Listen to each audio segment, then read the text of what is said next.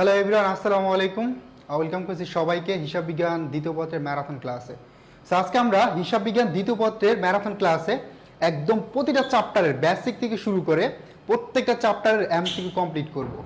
So যারা যারা ক্লাসটিতে join already করছো সবাইকে ওয়েলকাম, এবং প্রত্যেকেই জয়েন করার পর ফার্স্ট কাজ হচ্ছে সবাই ক্লাসটি শেয়ার করে দিব, কারণ এই ক্লাসগুলো একমাত্র তোমাদের উদ্দেশ্যেই নেওয়া, এবং শেষ সময় তোমরা যাতে প্রিপারেশনটা সুন্দর করে গুছাতে পারো। ঠিক আছে, এতদিনে যা পড়ছো সেটাই এখন দরকার হচ্ছে রিভিশন, এবং আমরা তোমার রিভিশনটা মজবুত করে দেওয়ার লক্ষ্যে এবং পুরো প্রত্যেকটা টপিক মানে অ্যাকাউন্টিং সেকেন্ড পেপারের প্রত্যেকটা টপিক কমপ্লিট করে দেওয়ার লক্ষ্যেই হচ্ছে এই ম্যারাথন ক্লাসগুলো। সো সবাই একটু দ্রুত জয়েন করে, আমরা একটু লেট করছি বিকজ নেটওয়ার্ক ইস্যুর কারণে। সো সবাই একটু দ্রুত জয়েন করে ফেলি এবং সবাই লাইভটিকে শেয়ার করে দিব। সব কিছু ক্লিয়ার আছে কিনা প্রতি একটু জানাই। এবং সেকেন্ড পেপারটা কিন্তু আমাদের কাছে একটু হলেও কি কঠিন লাগে, বাট তোমরা যদি ক্লাসটি করো শুরু থেকে শেষ পর্যন্ত তাহলে আশা করি অ্যাকাউন্টিং সেকেন্ড পেপারের প্রত্যেকটা টপিকে তোমার এ টু জেড ক্লিয়ার হয়ে যাবে।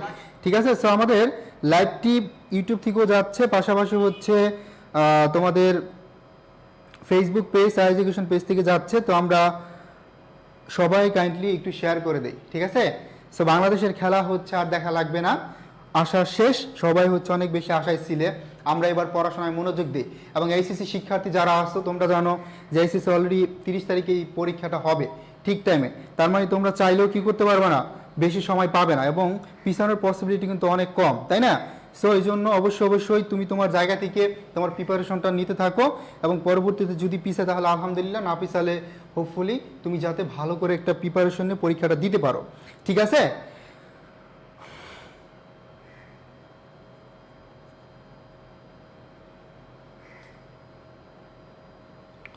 ওকে। সো অনেকেই জয়েন করে ফেলছি, সবাইকে স্বাগতম। কাল থেকে বাংলা পড়বো। হ্যাঁ, আজকে তাহলে আমরা অ্যাকাউন্টিং পড়ে ইনশাল্লাহ অ্যাকাউন্টিংটা গুছানো থাক, পরীক্ষার আগে জাস্ট একবার করে পড়লে হয়ে যাবে। ওকে, সো আমরা একটু দ্রুত প্রত্যেকে একটু শেয়ার করে দেই, খেলাধুলা বাদ, এবার জাস্ট পড়াশোনা হবে। ঠিক আছে, সবাই ক্লাসটিকে শেয়ার করে দেয়, আমরা জাস্ট কাইন্ডলি প্রত্যেকে শেয়ার করে দিই, এবং শুরু থেকে শেষ পর্যন্ত ক্লাস করলে ইনশাল্লাহ অ্যাকাউন্টিংয়ে যা শিখো না এতদিন পর্যন্ত অনেক নতুন নতুন টার্ম শিখতে পারবা। জাস্ট তুমি নোট খাতাটা নিয়ে হাজির থাকো, সাথে সাথে নোট করবা। ঠিক আছে, আমরা প্রত্যেকটা চ্যাপ্টার একসাথে রিকল করব। আমি কাইন্ডলি শেয়ার করে দিচ্ছি, আপনারা প্রত্যেকে শেয়ার করে দেন, এবং যারা যারা হচ্ছে শেয়ার করবে সবাই কিন্তু এই শেষ সময়ে সেরা একটা পিডিএফ এবং ক্লাসের স্লাইডটি পেয়ে যাবে। ওকে ওকে, আমি হচ্ছে শেয়ার করে দিলাম, তোমরা কাইন্ডলি একটু শেয়ার করে দাও দ্রুত।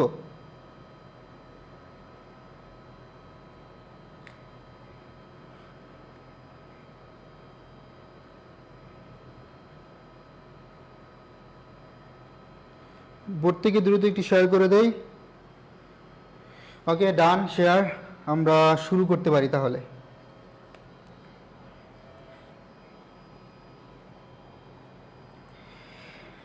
ওকে, শ্রাবন্ত জয়েন করছে আমাদের সাথে, আসসালামু আলাইকুম ভাইয়া। ওয়ালাইকুম সালাম। বাকি যারা যারা জয়েন করছেন, হিসাব বিজ্ঞানে বহু নির্বাচনী প্রশ্ন অনেক সমস্যা হয়, বহু নির্বাচনী সিকিউ বলো, কনসেপ্ট ক্লিয়ার বলো, সব কিছুই ক্লিয়ার হয়ে যাবে। তো যারা যারা জয়েন করছি কাইন্ডলি দ্রুত একটু শেয়ার করে দেই। আমরা একটু টপিকগুলো একটু সামারাইজ করব, আমরা সবাই একটু মনোযোগ দেই। দ্রুত আমি একটু দেখতে চাই, দ্রুত একটু শেয়ার করে দেই, তারপর হচ্ছে আমরা আর কোনো কথা বলবো না, সরাসরি পড়া স্টার্ট। ঠিক আছে, লামিশা জাহান হচ্ছে মেনশন দিছি, বাকি যারা আছে দ্রুত মেনশন দেই। Lamisha Jahan, thank you so much. Ishaq ভাই, আপনাদের তো এইচএসসি পিছানো নিয়ে কথা বলতে দেখলাম না। সো সবাই কথা বলছে, সবাই সবার জায়গা থেকে চেষ্টা করতেছে। ওকে, সো পিছালে আলহামদুলিল্লাহ। ওকে, আমরা টপিকগুলো নিয়ে একটু আগে আলোচনা করি। ঠিক আছে, কারণ হচ্ছে তোমার যে টপিকগুলো আছে টপিকগুলো থেকে আগে টার্গেট করতে হবে অ্যাকচুয়ালি কোনগুলো তুমি হচ্ছে টার্গেট করবা এবং কোনগুলো থেকে আনসার করবা, এটা হচ্ছে তোমার ইম্পর্টেন্ট। ঠিক আছে, তো দেখো এখানে যে 7টা টপিক আছে, এখন তোমার আগে থেকে নিজেকে একটা টার্গেট সেট করতে হবে। যেমন তুমি পরীক্ষা দিতে যাওয়ার আগে বাসায় বসে বসে পরীক্ষা দেওয়ার প্র্যাকটিস করতে হবে, তাই না? যে কোন কোন টপিক থেকে দিবে, কারণ অনেক সময় তুমি সবগুলো চ্যাপ্টার ভাই পারো, বাট পরীক্ষার হলে গিয়া তুমি কোশ্চেন সিলেক্ট করতে তোমার সমস্যা বা প্রবলেম ফেস করবা। তুমি প্রপারলি এত কোশ্চেনের মধ্যে কোনটা কোনটা দিবে এটাই ভালোভাবে কি করতে পারো, সেট করতে পারো না। এই জন্য অবভিয়াসলি আগে টার্গেট করো। দেখো আমি যেটা প্রিফার করব, তোমরা খ বিভাগের জন্য হচ্ছে যেটা করবা সেটা হচ্ছে যৌথ মূলধনী কোম্পানির মূলধন, তারপর হচ্ছে মজুত পণ্যের হিসাব নিকাশ, এবং আরেকটা হচ্ছে আর্থিক বিবরণী বিশ্লেষণটা। ঠিক আছে, এই 3টা টপিক ভালো করে টার্গেট করতে পারো, 3টা থেকে অ্যাটলিস্ট 5টা ইজিলি দিতে পারবা। ওকে, অল্টারনেটিভ হিসাবে তুমি যদি অংশীদারি ব্যবসা হিসাব নিকাশ এটাও শিখে থাকো তাহলে তো ভালো, বাট 3টা টপিক থেকে টার্গেট করবা 5টা দেওয়ার জন্য। ওকে, এবং যৌথ মূলধনী কোম্পানির আর্থিক বিবরণী যেটা, এটা তো অবভিয়াসলি তোমার পড়াই লাগবে, মাস্ট 2টা সিকে আনসার করাই লাগবে, পানি দিও হ্যাঁ, দেওয়াই লাগবে। সো এখানে আমাদের আর কোনো স্কিপ করার কোনো ওয়ে নাই। তার মানে যৌথ মূলধনী কোম্পানির মূলধন জাস্ট তুমি এক মালিকানা ব্যবসার আর্থিক বিবরণীর মতোই, তোমার জাস্ট হচ্ছে কোম্পানির টার্মগুলো অ্যাড করে দিতে হবে এবং তুমি কয়েকটা ম্যাথ প্র্যাকটিস করলে আশা করি খুব সহজেই আর্থিক বিবরণী মানে যৌথ মূলধনী কোম্পানির আর্থিক বিবরণী থেকেও 2টা সিকিউ দিতে পারবা। তোমার 100% মেলানো দরকার নাই, তুমি জাস্ট সিকোয়েন্স অনুসারে যদি প্রত্যেকটা টার্ম বসাতে পারো তাহলে ইনশাল্লাহ দেখবা যে 20-এর মধ্যে অ্যাটলিস্ট কবিভাগ আর্থিক বিবরণী থেকে যৌথ মূলধনী তুমি 2টা বা 3টা তুমি অ্যাটলিস্ট কি 15 থেকে 16 মার্ক পাবে। ওকে, সো অনেকেই জয়েন করে ফেলছো, 100 জন জয়েন করে ফেলছো, thank you so much. So ফাটাফাটি একটি ক্লাস হতে যাচ্ছে, খেলা বাদ দেই, হ্যাঁ খেলা বাদ দেই, এবং সবাই সাথে সাথে কোশ্চেন করবা। তোমার যে কোনো কোশ্চেন যদি প্রবলেম থাকে সেটা সাথে সাথে করবা এবং সলভ করে নিবা, ঠিক আছে? ওকে, সবারই অনেক বেশি মন খারাপ যে খেলায় হচ্ছে বাংলাদেশের এক্সপেকটেশন অনুসারে কি রেজাল্ট আসলো না, আমরা সকাল থেকে ওয়েট করছিলাম। ওকে, তো দেখো সিকিউ এমসিকিউ আমরা 2টা ক্লাসের মধ্যে কমপ্লিট করব। আজকে হচ্ছে সিকিউটা কমপ্লিট করব এবং হচ্ছে আমরা নেক্সট ক্লাসে আজকে এমসিকিউ এবং নেক্সট ক্লাসে আমরা সিকিউ সম্পূর্ণটা কমপ্লিট করে দিব। ওকে, 20+ না, তোমার অবশ্যই ক্লাস করো, তুমি 25+ তো থাকবে ইনশাল্লাহ। যার বেসিক ক্লিয়ার আছে এবং এই ক্লাসগুলো করবা তার হচ্ছে মানে 30-এর মধ্যে 30 বা 28 পাওয়া কোনো ব্যাপার না, তুমি জাস্ট ক্লাস করো আর পরবর্তীতে প্র্যাকটিস করবা। সো প্রত্যেকে একটু পিডিএফ পেতে চাইলে অবশ্যই কি করতে হবে, শেয়ার করতে হবে ক্লাসটি। প্রত্যেকেই শেয়ার করে দেই, আমরা আমাদের ফ্রেন্ডদের সবার কাছে কি করে দিব, ক্লাসটিকে শেয়ার করে দেবো যাতে সবাই ক্লাসটি করতে পারে। ভাইয়া ফার্স্ট পেপারে প্রবলেম, তাহসন রিদওয়ান না, ফার্স্ট পেপার তো আমরা অলরেডি একটা ম্যারাথন ক্লাস নিয়েছি এবং নেক্সট ক্লাস ইনশাল্লাহ A to Z কমপ্লিট করে দিব। ওকে, তো প্রত্যেকে দ্রুত, আমি একটু দেখতে চাই দ্রুত প্রত্যেকে একটু শেয়ার করে দেই। ওএমআর এ তোমরা এমসিকিউ পরীক্ষাটা দিবা, কারণ ওএমআর প্রথম দেখলে তোমার যে কোনো জায়গায় ভুল হতে পারে, বিশেষ করে রোল নাম্বারটা সেট কোডটা, এই সেট কোডটা অনেকে ভরাট করে না, তোমার সেট কোডের উপর ডিপেন্ড করে কিন্তু তোমার বহু নির্বাচনী প্রশ্ন যে সেটটা দিবে, তুমি যদি সেট কোড ভুল করে ফেলো তাহলে কিন্তু সব চলে যাবে, মানে সব মিসিং হয়ে যাবে তোমার, ঠিক আছে? এই জন্য বি কেয়ারফুল, সেট কোডটা তো অবশ্যই মাথায় রাখবা যাতে এটা ভুল না হয়। ওকে, বিষয় কোড, তারপর রেজিস্ট্রেশন নাম্বার। এই জন্য আমি তোমাদেরকে প্রিফার করবো অ্যাটলিস্ট প্রত্যেকেই ওএমআর ডাউনলোড করে ইন্টারনেট থেকে একটু এক্সাম দেবো, বাসায় বসে ভুট কোশ্চেন সলভ করবা, ঠিক আছে? যাতে হচ্ছে ভুল ত্রুটি কম হয়। তাহলে আমরা সরাসরি শুরু করি প্রথম কোশ্চেনটায় অংশীদারি ব্যবসা থেকে। ওকে, সো বাইজিৎ বলছে BD cricket team, BD cricket টিমকে হচ্ছে এখন আপাতত বাদ দাও, তোমার থেকে আমি অনেক বড় ভক্ত, মাঝে ভাবি খেলা দেখবো না, তারপরে হচ্ছে আবার চলে আসি খেলা দেখার জন্য, এটা সেই ছোটবেলা থেকে হয়ে আসছে এখন পর্যন্ত, ঠিক আছে? আজকে ভাবছিলাম খেলা দেখবো না, বাট ঠিকই আবার খেলা দেখছি, একটা বলে মিস করি নাই। ওকে, সো এখন অনেক বেশি মন খারাপ, আমরা এটা বাদ দিই, প্রত্যেকে এটা বাদ দিয়ে দেই, আমরা পড়াশোনা করি, ঠিক আছে? ওকে, প্রত্যেকে নোট খাতা থাকতে হবে এবং সাথে সাথে হচ্ছে কোশ্চেন থাকলে এটা আস্ক করবো আমাকে অবভিয়াসলি।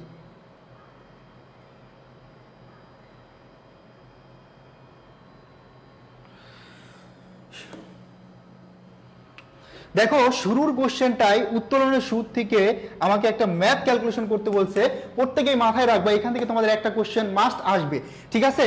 তো দেখো মাসের শেষে দেওয়া আছে 2000 টাকা করে উত্তোলন করেন, উত্তোলনের সুদের উপর 5% হারে উত্তোলনের সুদের পরিমাণ কত টাকা ক্যালকুলেশন করতে বলছে, মাসের শেষে আছে।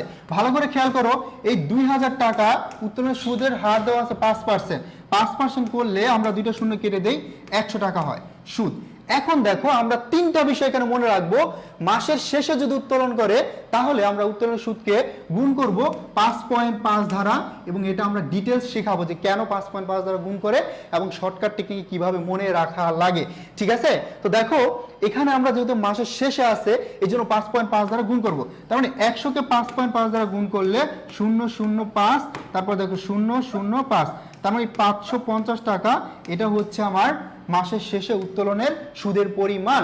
যদি আমাকে বলতো মাসের শুরুতে উত্তোলনের সুদ কত, তাহলে এই 100কে তুমি গুণ করতে ভাইয়া 6.5 দ্বারা, ঠিক আছে? যেমন 005, একটা শূন্য কেটে দাও, 0 তারপর 6 6, তার মানে 650 টাকা হয়ে যাইতো। যদি বলতো মাসের মাঝামাঝি সময়ে তাহলে এটাকে তুমি কি করতে, ডিরেক্ট 6 দ্বারা গুণ করে দিতা, ক্লিয়ার? তাহলে হচ্ছে তুমি মাসের মাঝামাঝি সময়েরটাও কি পেয়ে যেতে সুদের পরিমাণটা। তার মানে এই তিনটা পয়েন্ট একটু মাথায় রাখবা। মাসের শুরুতে যদি হয় ভাইয়া তাহলে 6.5, মাসের মাঝামাঝি হলে 6 এবং শেষে যদি হয় তাহলে হচ্ছে 5.5। সুন্দর করে একটু নোটটা করে ফেলো, সুন্দর করে প্রত্যেকে একটু নোটটা করে ফেলি এবং হচ্ছে এটা কেন হয় কিভাবে মনে রাখতে পারবা এটাও আমি দেখাবো, ঠিক আছে? এটা একটু মাথায় রাখবা।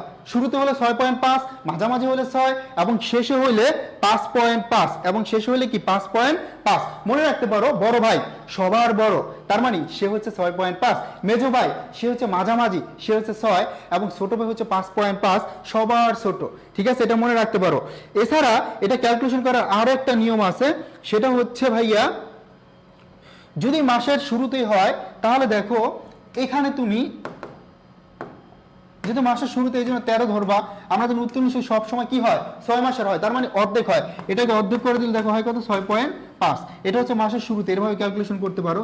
12কে 2 দ্বারা ভাগ করে দিলে তাহলে কত হয় 6। এটা হচ্ছে মাঝামাঝি, যদি মাসের শেষ হয় তাহলে 1 মাস কম হবে, মানে 12 থেকে 1 মাইনাস করে দিবে তাহলে থাকে কত 11। 11কে অর্ধেক করলে 5.5। সেটা ক্যালকুলেশন নিয়ম হচ্ছে এভাবে, শর্টকাট টেকনিক এভাবে, তুমি যেটা চাও সেভাবে অ্যাপ্লাই করতে পারবা, ঠিক আছে? ওকে, সো আশা করি প্রত্যেকে এটা ক্লিয়ার, প্রত্যেকে ক্লিয়ার কিনা বলো দ্রুত।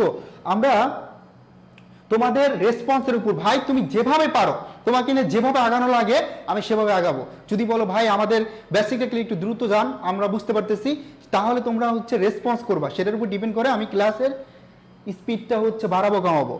ওকে, আশা করি এটা প্রত্যেকের ক্লিয়ার এবং নোট করে রাখো, এখান থেকে ইনশাল্লাহ একটা কোশ্চেন তোমাদের কমন থাকবে। জাস্ট আমরা অংশীদারি ব্যবসা নিয়ে একটু আলোচনা করি।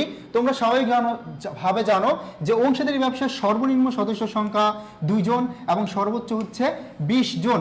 যদি এটা ব্যাংকিং ব্যবসা হয় তাহলে সর্বোচ্চ সদস্য সংখ্যা হবে 10 জন। বেসিক কোশ্চেন এইগুলো আমাদের তেমন প্রত্যেকে আমরা মোটামুটি জানি, সো তারপর একটু আলোচনা করলাম কারণ এটা তোমার ম্যানেজমেন্টও লাগবে। এবার দেখো উত্তোলনের সুদ সবসময় কত মাসে ধার্য করা হয়? উত্তোলনের সুদটা সবসময় 6 মাসে ধার্য করা হয়। উত্তোলনের সুদ 6 মাসের ধার্য করতে হয়, অলওয়েজ 6 মাসের ধার্য করতে হয়, এটা মাথায় রাখবা, ঠিক আছে? এখন দেখো এটা হচ্ছে অলওয়েজ তুমি 6 মাসে ধার্য করবে উত্তোলনের সুদ। ওকে, 6 মাসে ধার্য করতে হয়। যদি ভাইয়া তারিখ দেওয়া থাকে তাহলে তারিখ অনুসারে, এখন যদি তারিখ দেওয়া না থাকে তাহলে তুমি 6 মাসে ধার্য করবা।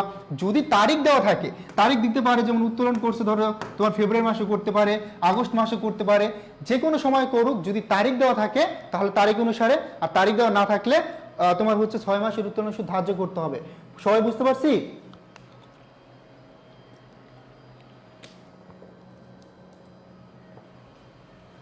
ওকে, প্রত্যেকে বুঝতে পারছি তো 6 মাসে ধার্য করতে হবে, ঠিক আছে? তারপর দেখো আমরা জানি হচ্ছে ঋণের উপর যে চুক্তির অবর্তমানে ঋণের উপর সুদ ধার্য করতে হয় 6% হারে। কারণ হচ্ছে যদি তোমার ঋণের উপর সুদের হার দেওয়া নাও থাকে তারপর কি করতে হবে 6% হারে ধার্য করতে হবে। বাট উত্তোলনের উপর কিন্তু উত্তোলনের উপর যদি সুদের হার দেওয়া না থাকে তাহলে কিন্তু কোনো সুদ ধার্য করতে হবে না। এই পয়েন্টটা খুবই ইম্পর্টেন্ট, কারণ চুক্তির অবর্তমানে ঋণের উপর 6% হারে সুদ ধার্য করে ঋণের উপরে, বাট উত্তোলনের উপর কিন্তু যদি সুদের হার দেওয়া না থাকে তাহলে কোনো সুদ ধার্য করবে না। সবাই ক্লিয়ার? সবাই ক্লিয়ার? সবাই একটু মেনশন দেই এই দুটো পয়েন্ট। সবাই ক্লিয়ার? খুব সহজ একটা পয়েন্ট, বাট এটা অনেক ইম্পর্টেন্ট, আসার পসিবিলিটি 99%। চুক্তির অবর্তমানে ঋণের উপর 6% হারে সুদ ধার্য করা হয়, বাট উত্তোলনের উপর কোনো সুদ ধার্য করতে হয় না যদি সুদের হার দেওয়া না থাকে। এই দুটো পয়েন্ট তোমাদের কিন্তু আসার পসিবিলিটি অনেক বেশি, সেই পয়েন্ট একটু মনে রাখবা। এখন আমরা 3টা পয়েন্ট একটু দেখাবো যে অংশীদারি ব্যবসার ক্ষেত্রে মুনাফাটা বন্টন করতে হয় কিভাবে। আমরা জানি যে মুনাফা বন্টন করতে হয় চুক্তি অনুসারে, এটা প্রথম কন্ডিশন। চুক্তি অনুসারে মুনাফাটা বন্টন করতে হয়। 3টা পয়েন্ট দেখাবো তোমাদের। চুক্তি অনুসারে মুনাফা বন্টন করা হয় মূলত চুক্তি অনুসারে। যদি চুক্তি দেওয়া না থাকে তাহলে মুনাফা বন্টন করতে হবে ভাইয়া সমান হারে, ঠিক আছে? যদি চুক্তি দেওয়া না থাকে তাহলে মুনাফা বন্টন করতে হবে সমান হারে। আর একটা ব্যবসা যখন অবসায়ন হয়ে যাবে, অবসায়নের ক্ষেত্রে তোমার মুনাফা বন্টন করতে হবে মূলধন ব্যালেন্সের ভিত্তিতে। কিসের ভিত্তিতে? মূলধন ব্যালেন্সের ভিত্তিতে। ক্লিয়ার? মূলধন ব্যালেন্সের ভিত্তিতে। ওকে, সেই 3টা পয়েন্ট অবভিয়াসলি মাথায় রাখবা কারণ খুবই ইম্পর্টেন্ট। মনে রাখবা অংশীদারি ব্যবসার ক্ষেত্রে মুনাফা বন্টন করতে হয় চুক্তি অনুসারে, নাম্বার 1। নাম্বার 2, যদি চুক্তি দেওয়া না থাকে তাহলে অংশীদারি ব্যবসার ক্ষেত্রে মুনাফা বন্টন করতে হয় সমান হারে। নাম্বার 3, একটা অংশীদারি ব্যবসা যখন অবসায়ন হয়, ভ্যানিশ হয়ে যায়, তখন মুনাফা বন্টন করতে হয় মূলধন ব্যালেন্সের ভিত্তিতে। এই 3টা পয়েন্ট তোমাদের জন্য অনেক ইম্পর্টেন্ট, প্রত্যেকে এই 3টা পয়েন্ট মাথায় রাখবা, ঠিক আছে? এবার আসো একদম সহজ একটা কোশ্চেন, তোমাদের কিন্তু এই কোশ্চেনগুলো একটু জানা লাগবে। কারণ আদর্শ মানটা কেন জানা লাগবে, যদি তুমি ভাইয়া সিকিউ আনসার করতে যাও তখন তোমাকে বলবে যে প্রতিষ্ঠান বিনিয়োগ করা উচিত কিনা, ঠিক আছে? তখন কিন্তু তোমাকে কমেন্ট করতে হবে যে অ্যাকচুয়ালি উচিত কি না, ঠিক আছে? সো এটাও অনেক বেশি ইম্পর্টেন্ট তোমাদের জন্য। সো মুসাম্মদ কে ফাতিহাতুজ্জামান জয়েন করছো, আসসালামু আলাইকুম ভাইয়া। ওয়ালাইকুম সালাম। বাকি যারা আছি, যারা নতুন জয়েন করছি তাদেরকেও আমি হচ্ছে ওয়েলকাম করছি ক্লাসে। তো এটা ঝটপট আনসার করো, প্রত্যেকে আশা করি এটা পারবা। তড়িৎ অনুপাতের আদর্শ মান, তারপর হচ্ছে চলতি অনুপাতের আদর্শ মান, এটা প্রত্যেকেই পারবে আশা করি আমি, ঠিক আছে?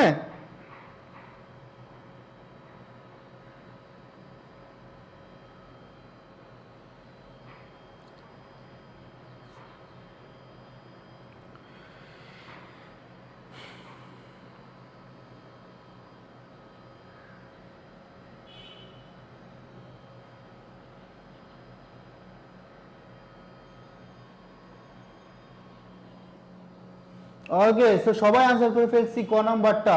Thank you so much. যারা যারা কারেক্ট আনসার দিতে পারছি, এই টাইপের কোশ্চেনগুলো আসলে তোমরা খুব সহজেই দিতে পারবা।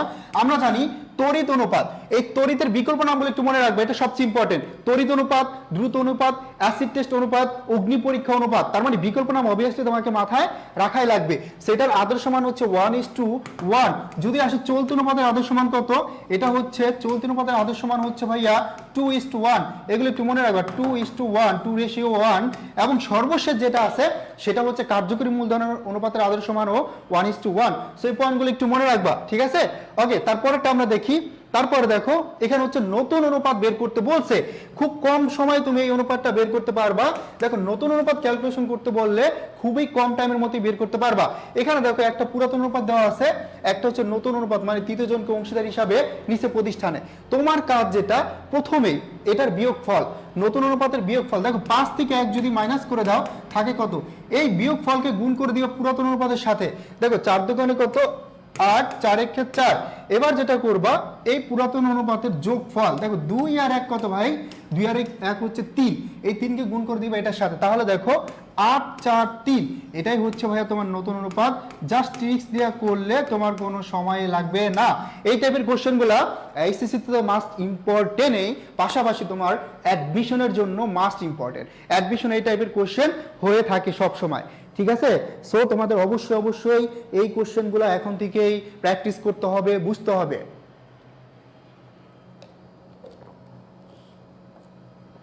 সবাই ক্লিয়ার? তোমার যদি বেসিক ক্লিয়ার থাকে তাহলে দেখবা হিসাব বিজ্ঞানে তোমাকে কেউ আটকাতে পারবে না, এটা অ্যাডমিশন হোক, এইচএসসি হোক। এবং আমি হিসাব বিজ্ঞানের প্রত্যেকটা টার্ম ইনশাআল্লাহ তোমাকে এমন ভাবে শিখাবো, ওই টার্ম থেকে যেভাবেই কোশ্চেন করুক না কেন, যেভাবেই কোশ্চেন আসুক না কেন, তোমাকে জীবনে কেউ আটকাতে পারবে না। আশা করি ক্লাস করতে হবে শেষ পর্যন্ত, তাহলে হবে। Thank you so much. আমরা যারা যারা নতুন জয়েন করছি একটু ক্লাসটি শেয়ার করে দিব কাইন্ডলি প্রত্যেকেই। নতুন ব্যাপারটা সবাই বুঝতে পারছি, সবাই বুঝতে পারছি। Okay, thank you so much. Clear আছি সবাই? গ্রেট। যারা যারা রেসপন্স করি না, না বুঝেও কোনো রেসপন্স করি না, তারা কিন্তু লস করতেছো। কারণ হচ্ছে তুমি শিখতে পারবে না ততক্ষণ পর্যন্ত যতক্ষণ পর্যন্ত তুমি নিজে বলবা না যে ভাই আমি বুঝতে পারিনি। তুমি বুঝতে পারতেছো না, তুমি আমাকে বলো, আমি তোমাকে বুঝাই দিব, ঠিক আছে? যতবার তুমি বুঝতে না পারবা। আরেকজন বলছে লেট করে, ভাই আরেকটু বলেন। ওকে, আরেকবার একটু বলি, সেটা হচ্ছে এটার বিয়োগফল, নতুনটার হচ্ছে বিয়োগফল। দেখো 5 থেকে 1 মাইনাস করলে কত থাকে, 4। একটু যারা ভালো পারি একটু বিরক্ত না হয়, আমরা একটু সময় দিব, জাস্ট 4। দেখো 4, এটার জাস্ট বিয়োগফল। এটার কি ফল, বিয়োগফল, নতুন অনুপাতের বিয়োগফল। এই বিয়োগফলকে গুণ করে দিবা নতুন পুরাতন অনুপাতের সাথে। বিয়োগফল কত, 4। দেখো 4 দুগুণে 8, 4 দুগুণে 8, 4 একে 4। এখন যেটা করবা, এই পুরাতন অনুপাতের আবার যোগফল, 2 আর 1 কত ভাই, 2 আর 1 হচ্ছে 3, এই 3 কে গুণ করে দিবা এই নতুন অনুপাতের উপরের অংশটার সাথে, 1/5 1 এর সাথে, তাহলে দেখো 8, 4, 5, এটাই হচ্ছে নতুন অনুপাত। আশা করি ক্লিয়ার। ওকে, তারপরে আমরা পরের কোশ্চেনটা দেখব, একটি ফার্মের চলতিতে এত টাকা হলে চলতি সম্পদের পরিমাণ কত টাকা। ভালো করে খেয়াল করো, এখানে দেখো চলতি সম্পদ বের করতে বলছে। কি বের করতে বলছে? চলতি সম্পদ। তো ভালো করে দেখো, এখানে দেওয়া আছে টাকার পরিমাণ চলতি দায়। চলতি দায় কত? 50,000 টাকা দেওয়া আছে, আমি লিখে ফেললাম। এখন দেখো অনুপাত দেওয়া হচ্ছে তোমার ভাইয়া চলতি অনুপাত। তার মানে কি চলতি অনুপাত হচ্ছে চলতি সম্পদ, এটা হচ্ছে চলতি সম্পদ, আর পরেরটা হচ্ছে কি চলতি দায়, তাই তো? এটা হচ্ছে এক হচ্ছে কি চলতি দায়। এখন দেখো দায় চলতি দায় এক দেওয়া আছে আর অনুপাতে টাকা দেওয়া আছে কত? 50,000। তাহলে আমরা দায়কে ভাগ করে দিলাম। এখন চাইছে কি চলতি সম্পদ। সম্পদ কত ভাই? এখানে 2:1। তার মানে যেহেতু সম্পদ ক্যালকুলেশন করতে বলছে 2.2 দ্বারা গুণ করলে আমার 1,10,000 টাকা কি চলতি সম্পদের পরিমাণ হয়। ঠিক আছে, সবাই ক্লিয়ার? সবাই বুঝতে পারছি? Okay, Mujahid Islam Zahid clear sir, thank you so much Mujahid. Atikia Jannat join করছো, আসসালামু আলাইকুম ভাইয়া। ওয়ালাইকুম সালাম। আমরা যারা যারা জয়েন করছি প্লিজ সবাই ক্লাসগুলো কাদের জন্য নাও? তোমাদের জন্য, এবং শেষ সময় প্রিপারেশনটা গুছিয়ে দিতে। সবাই আমরা একটু কাইন্ডলি আমাদের বন্ধু বান্ধব যারাই আছে সবাই একটু নিয়ে আসি। শেষ সময় সবার জন্য ক্লাসটা অনেক ইম্পর্টেন্ট, এবং সবাই আশা করি ক্লাসটি করে অনেক বেশি উপকৃত হলে আমাকে তো ধন্যবাদ দিবেই, পাশাপাশি তোমাকে ধন্যবাদ দিবে। এবং এই শেষ সময়ে তোমাদের জন্য তোমরা যেমন পরিশ্রম করতেছো, হার্ডওয়ার্ক করতেছো, এটার পাশাপাশি কি দোয়াও দরকার, তাই না? সো লাখটাও দরকার। আমরা প্রত্যেকে একটু মেনশন দেই, যারা যারা ক্লাসে আসি প্রত্যেকে একটু মেনশন দেয়, আমি একটু দেখতে চাই। জাস্ট 30 সেকেন্ড প্রত্যেকে একটু মেনশন দেই। আমরা জাস্ট মাত্র শুরু, অনেক বড় ক্লাস হবে, অনেক কিছু শিখতে পারবো আশা করি। ঠিক আছে, সবাই একটু মেনশন দেই প্লিজ, প্রত্যেকে একটু মেনশন দেই। সো ফারিহাতুল ফারু বলছে হো ভাইয়া, হ্যাঁ সবাই একটু মেনশন দেই দ্রুত, সবাই একটু মেনশন দেই। যারা যারা শেয়ার করি নাই তারা একটু কাইন্ডলি শেয়ার করে দে। হ্যাঁ আবার বুঝাবো, সমস্যা নাই, একবার না পারিলে দেখো শতবার, আমরা 2বার 3বার 4বার 5বার যতবার প্রয়োজন ততবার বুঝাবো। ঠিক আছে, বাট সবাই একটু রেসপন্স বেশি করে, এটাই দরকার, আর কিছুই না। সবাই একটু মেনশন দেই।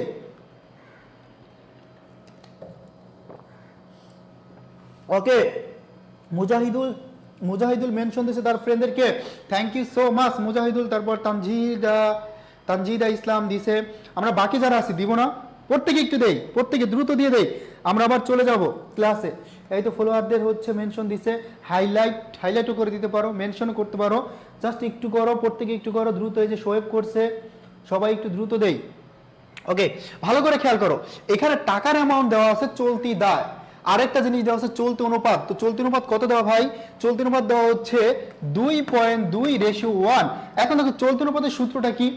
চলতি সম্পদ, তাহলে এই 2.2 হচ্ছে চলতি সম্পদ, ভাগ কি চলতি দায়, তার মানে 1 হচ্ছে কি চলতি দায়। এখন টাকায় দেওয়া আছে চলতি দায় 50,000 টাকা, অনুপাতে দেওয়া আছে কি 1, তার মানে এটাকে 1 দ্বারা ভাগ করতে হবে। চাইছে কি ভাইয়া? চাইছে হচ্ছে তোমাকে যে চলতি সম্পদ কত, তাহলে চলতি সম্পদ এখানে কত দেওয়া আছে অনুপাতে? 2.2, তার মানে 2.2 দ্বারা আমি গুণ করে দিলাম, পেয়ে গেলাম আমরা চলতি সম্পদটা। একদম সহজ, ঠিক আছে? সো প্রত্যেকে ক্লিয়ার কিনা বলো? সবাই ক্লিয়ার কিনা? সবাই বুঝতে পারছি? ওকে, যারা যারা আমরা শেয়ার মেনশন 2টা ডান করছি, থ্যাংক ইউ সো মাচ, অনেক অনেক বেশি ভালোবাসা এবং শুভকামনা সবার জন্য। ওকে, আর যারা দেয়নি তারা একটু দিয়ে দিব, তাদের জন্য অনেক বেশি ভালোবাসা, দ্রুত দিয়ে দেই। আশা করি প্রত্যেকে এটা clear.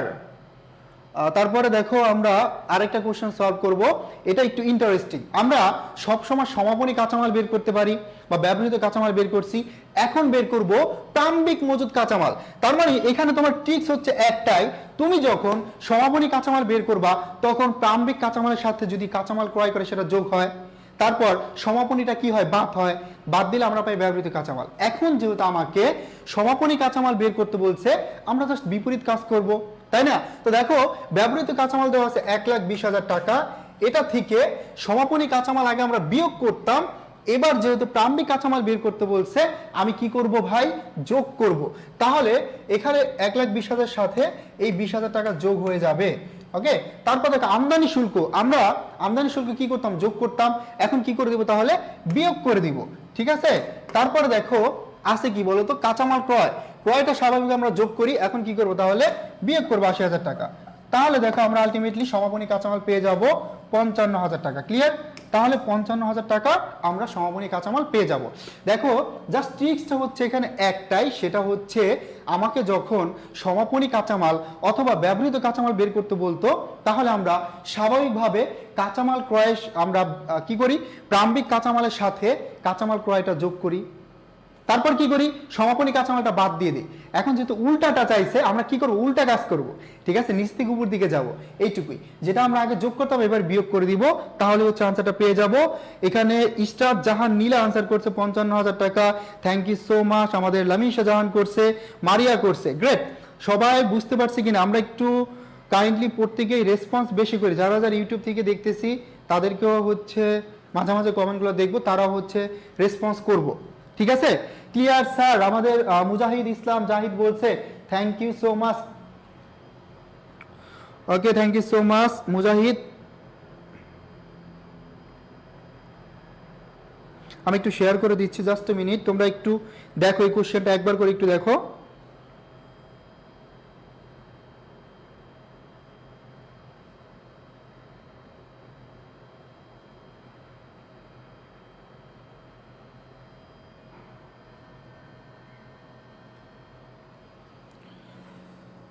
Okay, so clear, thank you so much. তারপর দেখো আমরা পরের কোশ্চেনটা দেখি। এটা অনেক বড় একটা কোশ্চেন, বাট এই কোশ্চেনটা খুব কম সময় আনসার করতে পারবো আমরা।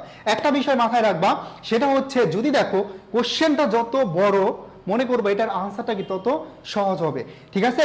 সো এই কোশ্চেনটা প্রত্যেকে মনোযোগ দেবো এই জন্যই, কারণ অংশীদারি ব্যবসার ক্ষেত্রে তুমি যখন বন্টনকৃত মুনাফা বের করবা তখন অবভিয়াসলি জানা লাগবে যে কি করতে হবে, কি কাজ করতে হবে।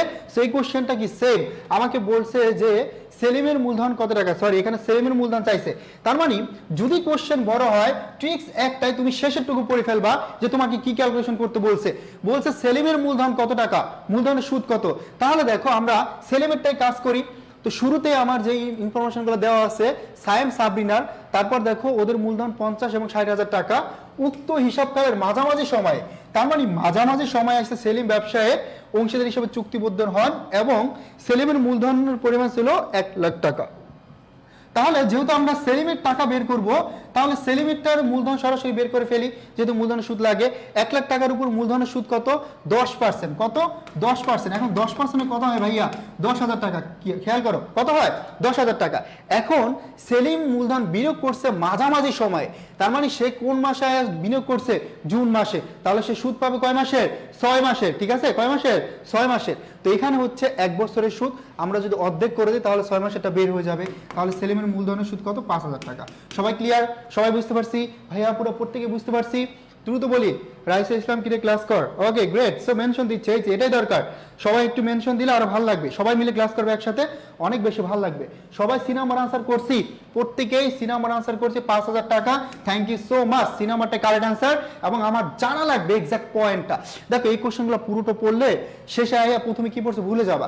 তার থেকে বেটার এটা না যে তুমি ভাইয়া জাস্ট শেষের টুকু পড়ো যে তোমার কি ক্যালকুলেশন করতে বলছে, এইটুকু দেখো, দেখে সরাসরি বের করে ফেলো। এখন সেলিমের মূলধনের সুদ বের করতে বলছে, আমি সেলিমেরটাই বের করি।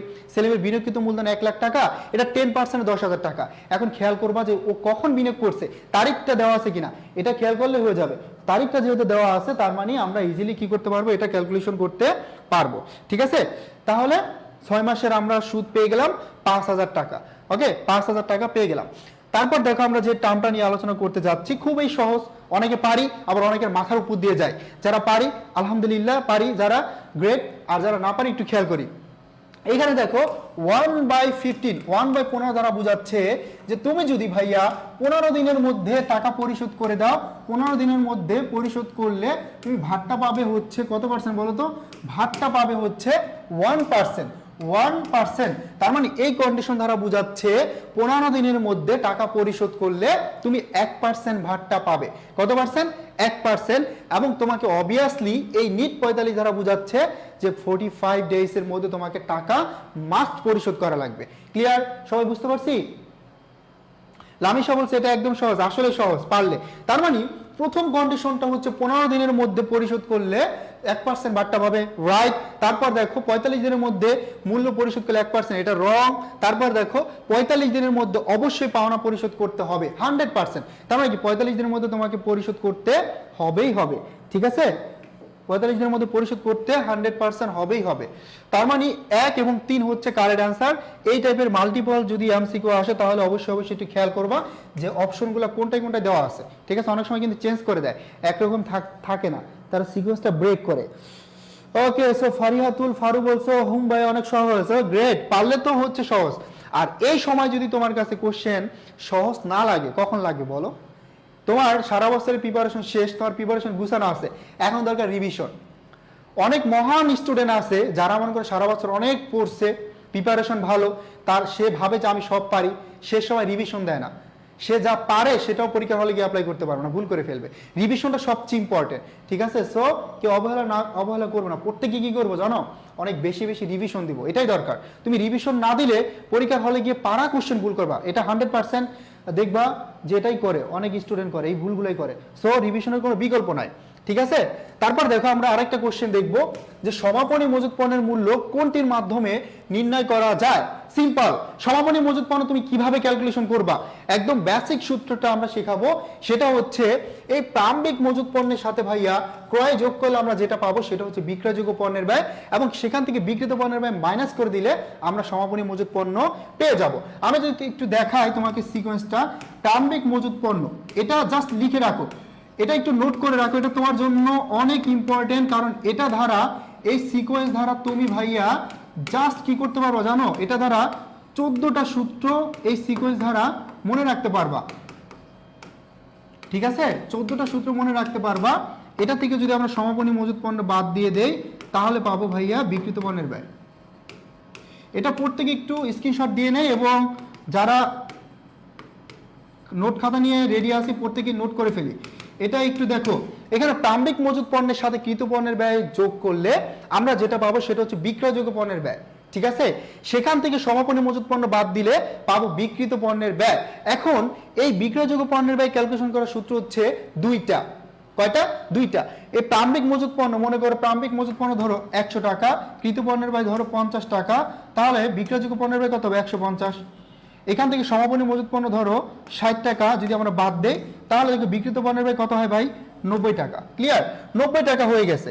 এখন দেখো আমি তোমাকে জাস্ট দেখাবো, এই সিকোয়েন্স দ্বারা তুমি ক্রয় বের করতে পারবা। এই সিকোয়েন্স যদি মনে রাখতে পারো তুমি প্রারম্ভিক মজুত পণ্য বের করতে পারবা, এটা মনে রাখতে পারলে সমাপনী মজুত বের করতে পারবা, এটা মনে রাখতে পারলে তুমি হচ্ছে বিক্রিত পণ্যের ব্যয় ক্যালকুলেশন করতে পারবে, ঠিক আছে? তার মানে দেখো এই প্রারম্ভিক মজুত পণ্য 100 টাকা, কৃত পণ্যের ব্যয় 50 টাকা, তাহলে বিক্রয়যোগ্য পণ্যের ব্যয় হলো 150 টাকা। এখন দেখো বিক্রিত পণ্যের ব্যয় আছে 90 টাকা এবং সমাপনী মজুত পণ্য 60 টাকা, এই দুইটা যোগ করে আবার কি 150 টাকা হচ্ছে। তার মানে বিক্রয়যোগ্য পণ্যের ব্যয় ক্যালকুলেশন করার সূত্র হচ্ছে দুইটা। যখন যেটা তোমার ইনফরমেশন দেওয়া থাকবে, ইনফরমেশন নিয়ে তুমি সেটাই ক্যালকুলেশন করবা, ঠিক আছে? এখন দেখো তুমি যদি বিক্রয়যোগ্য পণ্যের ব্যয় বের করতে পারো ভাইয়া, কতটা সহজ দেখো। যদি বলো প্রারম্ভিক মজুত পণ্য বের করতে, তুমি এই বিক্রয়যোগ্য পণ্যের ব্যয় 150 টাকা, এখান থেকে 50 মাইনাস করে দাও, দেখো 150, বিক্রয়যোগ্য পণ্যের ব্যয় এখান থেকে 50 মাইনাস করে দিলে এই যে আমরা পেয়ে যাচ্ছি 100 টাকা প্রারম্ভিক মজুত পণ্য।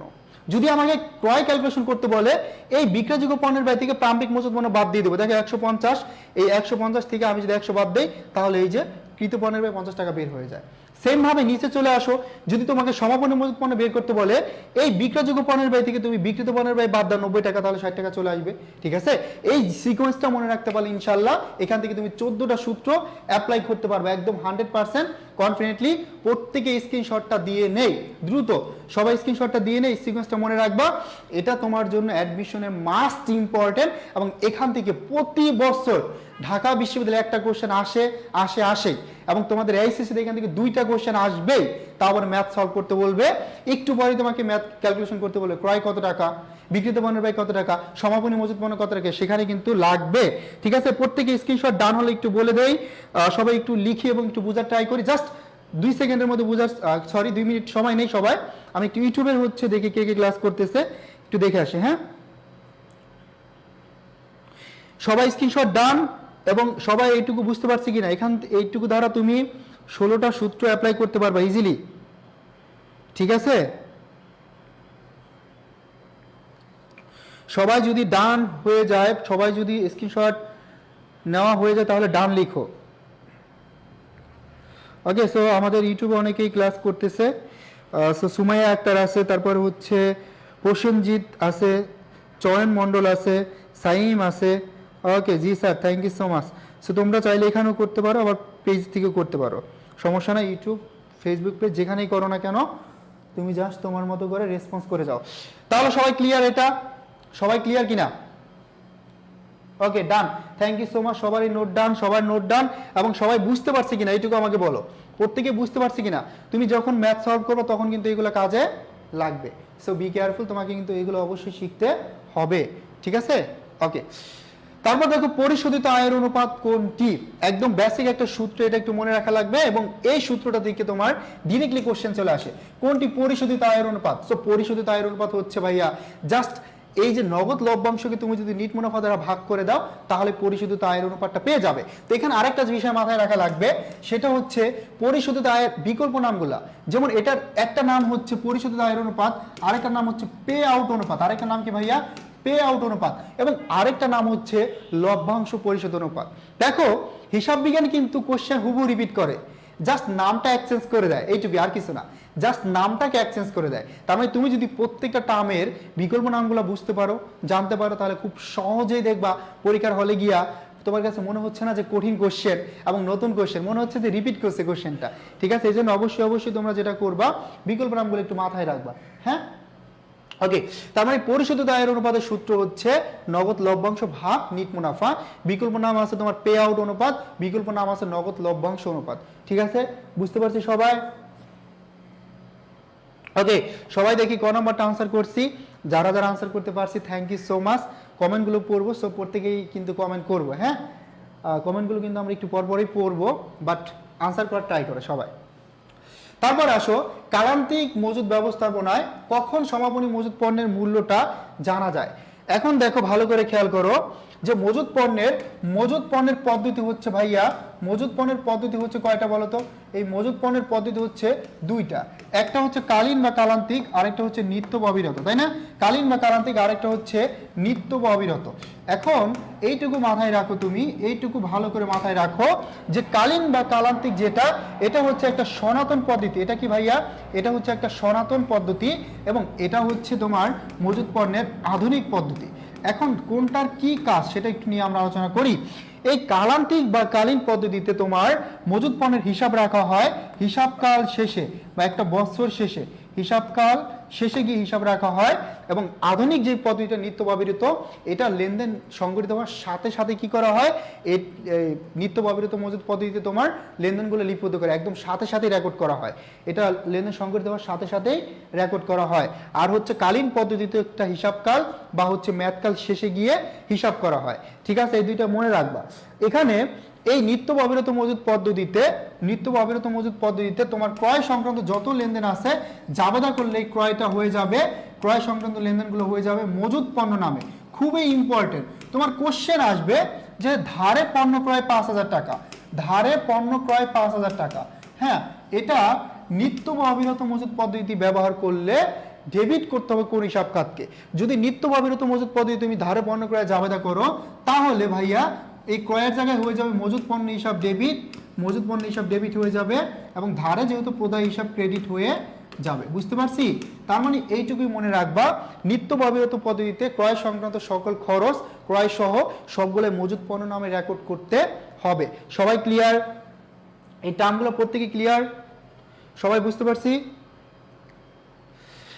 সবাই ক্লিয়ার কিনা ভাইজানরা বলেন?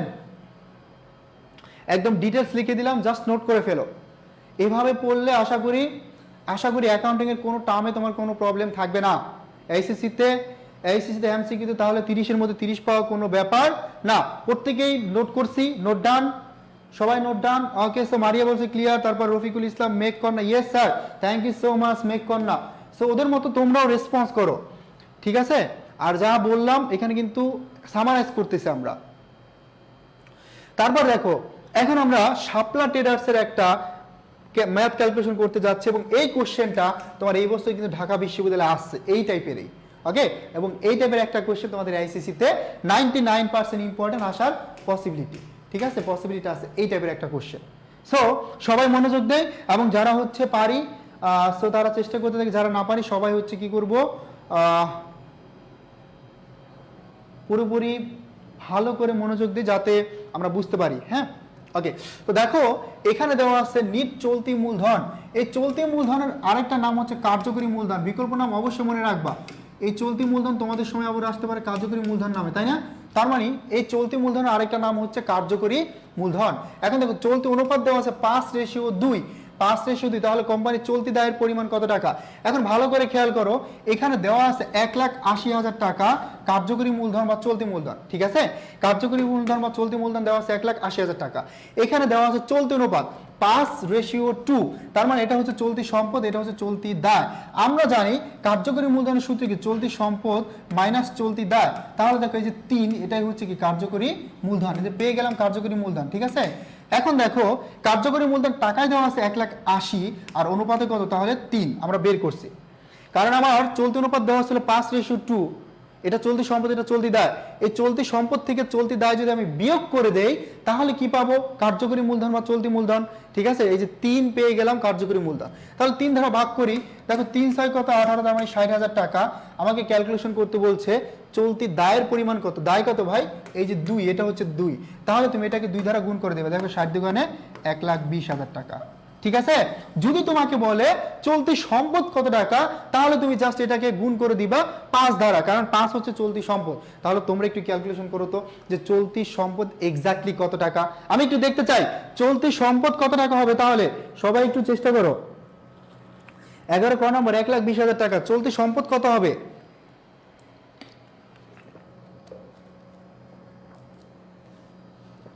সবাই এটা আনসার করতে পারছি 1,20,000 টাকা। তো আমরা একটু দ্রুত বলি চলতি সম্পদ কত টাকা হবে। তাহলে চলতি সম্পদ কত টাকা হবে?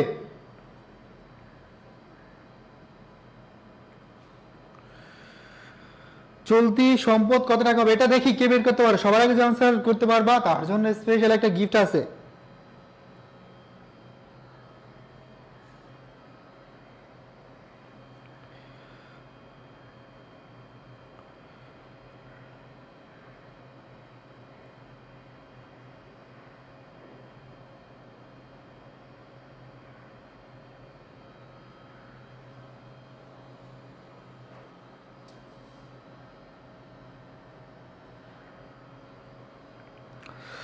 ওকে, সো অনেকে আনসার করে ফেলছো। সো অতনু নাহা নীলয় আনসার করছো 3 লাখ টাকা। আদিবা সুলতানা, তারপর নীলা, মেঘকন্যা, সুদীপ্তা দে, রফিকুল ইসলাম, প্রত্যেকে 3 লাখ টাকা আনসার করছি। Thank you so much, best of luck. তোমরা প্রত্যেকে আনসার করতে পারছো, তার মানে এই কোশ্চেন, এই টাইপের কোশ্চেন তোমাকে হয় চলতি দায় অথবা চলতি সম্পদ, এই দুইটার মধ্যে যে কোনো একটা ক্যালকুলেশন করতে বলবে, ঠিক আছে? সেটাই হচ্ছে খেলা। তুমি জাস্ট ধরতে পারলে হবে, তোমাকে যেটাই ক্যালকুলেশন করতে বলুক তুমি নিয়ম পারলে তোমার কেউ আটকাতে পারবে না, ঠিক আছে? অবশ্যই হচ্ছে তোমার নিয়মটা পারা দরকার। বাকি যারা আছে তারা বুঝতে পারছি তো? বাকি যারা রেসপন্স করতেছে না প্রত্যেকে বুঝতে পারছি তো? দেখো তোমাদের জন্য টার্গেট ডিওয়াইসো ব্যাস। আমাদের এই বছর কিন্তু শত শত শিক্ষার্থী ঢাকা বিশ্ববিদ্যালয় সহ অন্যান্য পাবলিক বিশ্ববিদ্যালয়ে পড়তেছে, ঠিক আছে? আমাদের এই টার্গেট ডিউ ব্যাসে আমরা একদম বেসিক থেকে পড়াবো, এবং এখানে তোমাদের এমসিকিউ এবং সিকিউ দুইটাই থাকবে। যে মেন্টররা ক্লাস নেবেন প্রত্যেকে অনেক বেশি অভিজ্ঞ, যেমন তোমাদের মহাসিন স্যার প্রায় 12 বছরের অভিজ্ঞ, ঠিক আছে, ইংরেজির, এবং সবাই হচ্ছে ঢাকা বিশ্ববিদ্যালয়ে। তুমি অ্যাডমিশন টাইমে তোমার সঠিক একটা সিদ্ধান্ত সবচেয়ে বেশি ইম্পর্টেন্ট, এবং তোমাকে প্রপার সঠিক একটা গাইডলাইন লাগবে, এবং তোমার প্রিপারেশনটা গুছানো লাগবে। সবচেয়ে ইম্পর্টেন্ট বিষয় হচ্ছে এইগুলা, ঠিক আছে? সো অনেক বেশি পড়াশোনা করা লাগে না, বাট তুমি যতটুকু পড়াশোনা করো ততটুকু গুছিয়ে করতে হবে, তাহলে কিন্তু চান্স পাওয়া পসিবল। কারণ অ্যাডমিশনে যারা তোমার ওখানে যারা পরীক্ষা দেয় সবাই কিন্তু মেধাবী স্টুডেন্ট। তো এই মেধাবী স্টুডেন্টের মধ্যে তোমাকে কি করতে হবে? লড়াই করে জিততে হবে। তুমি ক্লাস দেখো, আমাদের ক্লাস দেখে নিজে ডিসাইড করো এবং দ্রুত ভর্তি হয়ে যাও। এখন ভর্তি হলে কিন্তু তোমার জন্য একটা স্পেশাল অফার আছে, সেটা হচ্ছে 5,999 টাকার কোর্স মাত্র 2,999 টাকায় তুমি এখন ভর্তি হতে পারবে, ঠিক আছে? 2,999 টাকায় ভর্তি হতে পারবে। সেই সুযোগটি মিস করো না। দ্রুত হচ্ছে এডুকেশনের হেল্পলাইন 01810103012 এই নাম্বারে কল করে হচ্ছে ভর্তি হয়ে যাও, ঠিক আছে? আমাদের ক্লাস দেখো, ক্লাস দেখে ডিসাইড করো,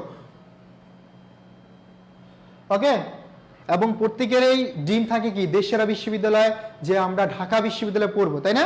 সো অবশ্যই অবশ্যই স্বপ্ন দেখতে হবে বড় বড়, এবং এই স্বপ্ন পূরণের জন্য কিছুটা হলে কি করতে হবে? আগে থেকে আমাদের জাস্ট ধারণা নিতে হবে যে আমরা যেখানে পরীক্ষা অংশগ্রহণ করতে যাচ্ছি বা যে পরীক্ষাগুলো দিব এটা অ্যাকচুয়ালি আমার জন্য কেমন হবে, কোশ্চেন প্যাটার্নটা কেমন, পরীক্ষা কেমন হয়, সেই বিষয়গুলো জানবা। ওকে, সো যেটা আমরা আমাদের ডিউ আইসিউ ব্যাচে তোমাদেরকে একদম যার বেসিক জিরো থেকে ইনশাল্লাহ তোমাকে আমরা বেস্ট একটা প্রিপারেশন নিয়ে তারপরে ছাড়বো। এক্সামের পরে ভর্তি হবে ইনশাল্লাহ Lamisha Jahan, thank you so much. So তারপর আমরা এক্সাম দিয়ে কিন্তু আমরা সুযোগ পাবো না, এইচএসসির পরে তোমাকে কি করতে হবে, অ্যাডমিশন এবং যুদ্ধে অংশগ্রহণ করতে হবে, ঠিক আছে। সো এখন ভর্তি হলে কিন্তু তোমার জন্য একটা সুযোগ আছে, এই সুযোগটা বারবার আসবে না।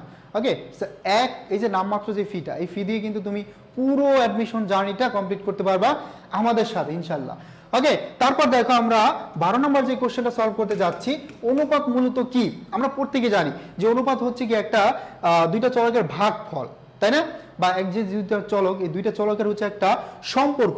কারণ আমরা হচ্ছে যখন চলতি অনুপাত বের করি, চলতি সম্পদ এবং চলতি দায়ের একটা সম্পর্ক প্রকাশ করি না, যে আমার প্রতিষ্ঠানের চলতি দায় পরিশোধের ক্ষমতা কতটুকু, এটাকে আমরা প্রকাশ করি না। সো এই বিষয়গুলো একটু জানা লাগবে। তার মানে এই অনুপাতটা হলো ভাইয়া দুটি আর্থিক চলকের একটা সম্পর্ক, যদি থাকে ভাগফল তাহলে তুমি ভাগফলটাকে আনসার করতে পারবা। ওকে, সো আমরা প্রত্যেকে এই নাম্বার আনসার করতেছি, থ্যাংক ইউ সো মাচ। তাহলে এই নাম্বারটা হচ্ছে তোমার কারেক্ট আনসার, বুঝতে পারছি। ওকে, তারপর আমরা দেখবো আরেকটা কোশ্চেন, সেটা হচ্ছে কোনটি উৎপাদন ব্যয়ের অন্তর্ভুক্ত হয় না। তার মানে এখানে মনে রাখবা যে উৎপাদনের সাথে ভাইয়া, উৎপাদন তো সবাই জানোই যে উৎপাদন বা প্রোডাকশনের সাথে জড়িত নয় কোনটা, কোনটা অন্তর্ভুক্ত হবে না উৎপাদনের সাথে, এটা আমাদের মাথায় রাখা লাগবে। তো দেখো খুব সিম্পল, একটা র ম্যাটেরিয়ালস কালেক্ট থেকে শুরু করে, মানে কাঁচামাল সংগ্রহ থেকে শুরু করে পণ্য বিক্রয়ের আগ পর্যন্ত যত খরচ হয় সবগুলো খরচ হচ্ছে মূলত তোমার উৎপাদন ব্যয়ের অন্তর্ভুক্ত, ঠিক আছে। তার মানে এই উৎপাদন ব্যয়টা তোমার উৎপাদনের পরিমাণ হ্রাস বৃদ্ধির সাথে সাথে কি করে, এটাও হ্রাস বৃদ্ধি পায়, খরচ বা ব্যয়টাও কি বাড়ে বা কমে। ওকে, তো দেখো এখানে প্রত্যক্ষ কাঁচামাল এটা সরাসরি উৎপাদনের সাথে জড়িত, প্রত্যক্ষ মজুরি এটাও সরাসরি জড়িত, কারণ আমাদের কি করতে হয়, লেবারদের মজুরি দেওয়া লাগে। তারপর দেখো কলকবজার মেরামত ব্যয় এটাও দেওয়া লাগবে, বাট বিক্রয় কর্মীর বেতন যেটা, এই বেতনটা কিন্তু ভাইয়া এটা কিন্তু আমার উৎপাদনের সাথে জড়িত না, এটা হচ্ছে বিক্রয়ের সাথে জড়িত, বুঝতে পারছি। তাহলে আনসার কোনটা হবে বলো তো, এ নাম্বারটা কারেক্ট আনসার। যারা যারা বি নাম্বার আনসার করছে তারা কিন্তু ভুল করছে, এ নাম্বারটা কারেক্ট আনসার। কারণ কলকবজার মেরামত ব্যয়, এখন তোমার প্রতিষ্ঠানে মেশিন আছে, হ্যাঁ মেশিন আছে, মেশিন দ্বারা তুমি পণ্য উৎপাদন করতেছো, যন্ত্রপাতি আছে, এটার সাথে যে ব্যয়গুলো হয় এটা তো ভাই উৎপাদনের সাথে ডিরেক্টলি জড়িত, তাই না। সেই বিষয়গুলো মাথায় তো রাখা লাগবে। এ নাম্বারটা যেমন বিক্রয় কর্মীর বেতন, এই যে এটা হচ্ছে একটা বিক্রয় এবং প্রশাসনিক খরচ, এটা কি ভাই, এটা হচ্ছে একটা বিক্রয় এবং প্রশাসনিক খরচ, বুঝতে পারছি। এটা হচ্ছে একটা বিক্রয় এবং প্রশাসনিক, হ্যাঁ সজীব এটা হচ্ছে সেকেন্ড পেপার, এটা হচ্ছে বিক্রয় এবং প্রশাসনিক খরচ, বুঝতে পারছি। উৎপাদনের সাথে যে খরচগুলো সরাসরি জড়িত সেটা হচ্ছে উৎপাদন ব্যয়, যেমন মনে হতে পারে কাঁচামাল ব্যয়, হতে পারে মজুরি ব্যয়, হতে পারে কি এটার সাথে আরো অন্যান্য আনুষঙ্গিক যে ব্যয়গুলো কারখানার অভ্যন্তরে সংগঠিত হয়, ঠিক আছে।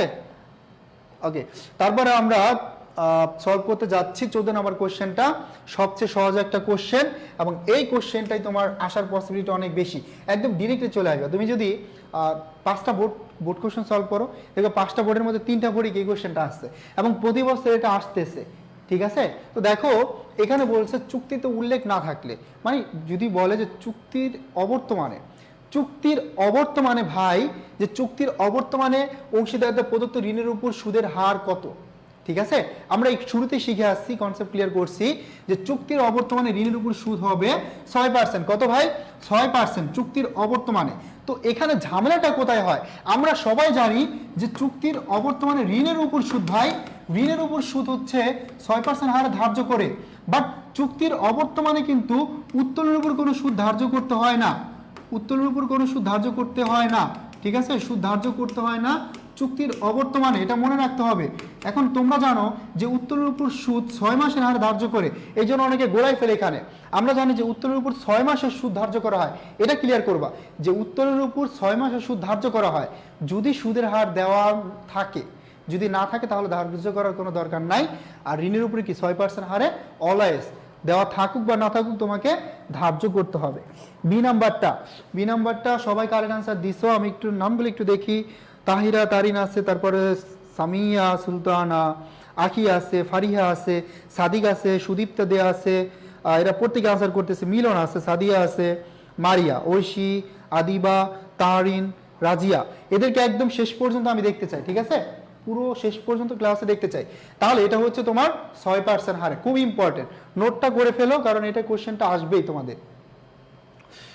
ওকে, তারপর দেখো আমরা বের করব বিকৃত পণ্যের ব্যয়। কি বের করব ভাইয়া? বিকৃত পণ্যের ব্যয়। কি বের করব? বিকৃত পণ্যের ব্যয়। ঠিক আছে, এখন দেখো এটা আমরা দুইটা মেথডে শেখাবো তোমাদেরকে। তো দেখো আমার এখানে বিক্রয়ের পরিমাণ দেওয়া আছে 5 লাখ টাকা, আর এখানে মুনাফার হার দেওয়া আছে কার উপরে? বিকৃত পণ্যের ব্যয়ের উপরে। যারা আমার ফার্স্ট ক্লাসটা করছো সেখানে আমি মুনাফার হার ক্যালকুলেশন করে দিছি, মুনাফার হার ক্যালকুলেশন করে দিছি। তারপর আমি জাস্ট হচ্ছে এক নজরে একটু তোমাদেরকে মুনাফার হারটা আরেকবার রিপিট করব। এটা একটু মনে রাখবা যে মুনাফার হার ক্রয় মূল্যের উপর সবসময় কি থাকে? বেশি থাকে, এবং বিক্রয় মূল্যের উপর মুনাফার হার সবসময় কি থাকে ভাইয়া? কম থাকে। এটা একটু মাথায় রাখবা, হ্যাঁ, ঠিক আছে। এখন দেখো ক্রয় মূল্যের উপর মুনাফার হার, এটা মনে রাখবা, ক্রয় মূল্যের উপর মুনাফার হার, ক্রয় মূল্যের উপর মুনাফার হার বেশি, অলওয়েজ বেশি থাকে, এবং বিক্রয় মূল্যের উপর মুনাফার হার কম থাকে। দুইটা পয়েন্ট একটু লিখে রাখো যারা পারি না তাদের জন্য। তাহলে দেখো এই সিকোয়েন্সটা মনে রাখবা, 16.67, 20%, 25%, 33.33, 50 এবং 100%। ঠিক আছে, তার মানে ক্রয় মূল্যের উপর মুনাফার হার যেহেতু বেশি, যদি বিক্রয় মূল্যের উপর মুনাফার হার 16.67 হয়, ক্রয় মূল্যের উপর 20%, কারণ ক্রয় মূল্যের উপর মুনাফার হার বেশি। যদি বিক্রয় মূল্যের উপর মুনাফার হার 20% হয়, ক্রয় মূল্যের উপর কত? 25। যদি বিক্রয় মূল্যের উপর 25% হয়, ক্রয় মূল্যের উপর কত? 33.33%, কারণ ক্রয় মূল্যের উপর মুনাফার হার বেশি। ঠিক আছে, যদি বিক্রয় মূল্যের উপর 50 হয়, ক্রয় মূল্যের উপর কত হবে? 100%। তোমার ইম্পর্টেন্ট, কারণ পরীক্ষায় কোশ্চেন আসবে যে ক্রয় মূল্যের উপর মুনাফার হার 33.33% হলে বিক্রয় মূল্যের উপর কত? এক কথায় আনসার করে দেবে 1 সেকেন্ডে, যদি এইটুকু জানো।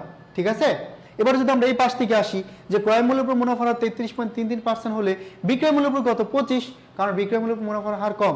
যদি ক্রয় মূল্যের উপর 25 হয়, বিক্রয় মূল্যের উপর কত হবে? 20, কারণ বিক্রয় মূল্যের উপর মুনাফার হার কম। ঠিক আছে, তো এটা এখানে তোমার লাগবে। দেখো এখানে টাকা দেওয়া আছে বিক্রয়ের উপরে 5 লাখ টাকা, বাট মুনাফার হার বলে দেওয়া আছে বিক্রিত পণ্যের ব্যয়ের উপরে। এখন ভালো করে খেয়াল করো, মুনাফার হার বলে দেওয়া বিক্রিত পণ্যের ব্যয়ের উপরে। ভাই বিক্রিত পণ্যের ব্যয়ের উপরে দেওয়া, বাট বিক্রিত পণ্যের ব্যয়ের কি আমার দেওয়া আছে কোশ্চেনে? দেওয়া নাই, মুনাফার হার দেওয়া আছে। তো আমি কি করব? আমি একটু আগে পড়লাম যে বিক্রয় মূল্যের উপর যদি মুনাফার হার 25% হয়, সরি এটা দেওয়া আছে বিক্রিত পণ্যের ব্যয়ের উপর বা ক্রয়ের উপর মুনাফার হার যদি 25% হয়, বিক্রয়ের উপর কত হবে? 20%। তাহলে আমার দেওয়া আছে কি বিক্রয়, তো এটা হয়ে যাবে কত পার্সেন্ট? 20%, কারণ ক্রয় মূল্যের উপর 25 হলে বিক্রয় মূল্যের উপর কত? 20। তাহলে দেখো এখানে 20% করলে আমার 1 লাখ টাকা আসে। 1 লাখ টাকা কি আমার মুনাফা? একদম সিম্পল, এইটুকু জানলে এটা তুমি 1 সেকেন্ডে বের করতে পারো। আমি ডিটেলস পড়লাম, একটু সময় লাগলো। ঠিক আছে, তাহলে মুনাফা কত হলো? 1 লাখ। এখন দেখো বিক্রয় মূল্য ভাইয়া 5 লাখ টাকা, এখান থেকে আমি মুনাফা বাদ দিয়ে দিলাম 1 লাখ টাকা। ঠিক আছে, তাহলে 4 লাখ টাকায় কি আমার বিক্রিত পণ্যের ব্যয়। ওকে, এখন অনেকের মনে কোশ্চেন আসতে পারে যে ভাইয়া যদি এই সিকোয়েন্সের মধ্যে থেকে মুনাফার হার না দেয় তাহলে কি করব? তো তোমরা এই ট্রিক্সটাও জানো যে বিক্রয় মূল্যের উপর মুনাফা থাকলে বিয়োগ প্রক্রিয়া, আর ক্রয় মূল্যের উপর থাকলে কি প্রক্রিয়া? যোগ প্রক্রিয়া। যেহেতু এটা ক্রয় মূল্যের উপর দেওয়া আছে, তার মানে যোগ প্রক্রিয়া। এই 5 লাখকে দেখাই দিই একটু তোমাদের। 5 লাখকে যেহেতু যোগ প্রক্রিয়া, নিচে 125 এবং উপরে কি হবে? 25, তাহলে কি তুমি 4 লাখ টাকা পেয়ে যাবা। ঠিক আছে, এই ফর্মুলাটা ইউজ করবা যদি তোমার এই সিকোয়েন্সের বাইরে থেকে আসে। ওকে, সবাই 4 লাখ টাকা আনসার করছো, থ্যাংক ইউ সো মাচ। বাকি যারা আছে মুনাফার হারটাও শিখালাম। মুনাফার হার শিখতে গিয়ে অ্যাটলিস্ট 10 মিনিট সময় লাগে, বাট সেটা আমরা 2 মিনিটে মোটামুটি সামারাইজ করলাম। ওকে, তারপরের কোশ্চেনটা হচ্ছে তোমরা সলভ করবা। এটা খুবই সহজ একটা কোশ্চেন, যে কার্যকরী মূলধন কত টাকা? সে কার্যকরী মূলধন এটা সবাই জানি, কারণ এই টপিকটা থেকে যারা সিকিউ আনসার করবা অবশ্যই দেখবা যে ক নম্বর, খ নম্বর, গ নম্বর, যে কোনো এক জায়গায় একটা না একটা জায়গায় তোমাকে কার্যকরী মূলধন ক্যালকুলেশন করতে বলবে। ঠিক আছে, তার মানে এখানে কার্যকরী মূলধন, এটার আরেকটা নাম হচ্ছে চলতি মূলধন, বিকল্প নামটা মনে রাখবা। সো সবাই একটু আনসার করে ফেলি এটা, কারণ সবাই পারবো আমি জানি এটা আনসার করতে। লামিশা বিক্রয় বিয়োগ ক্রয় যোগ, হ্যাঁ লামিশা শিখছে, লামিশা আগে ক্লাস করছে।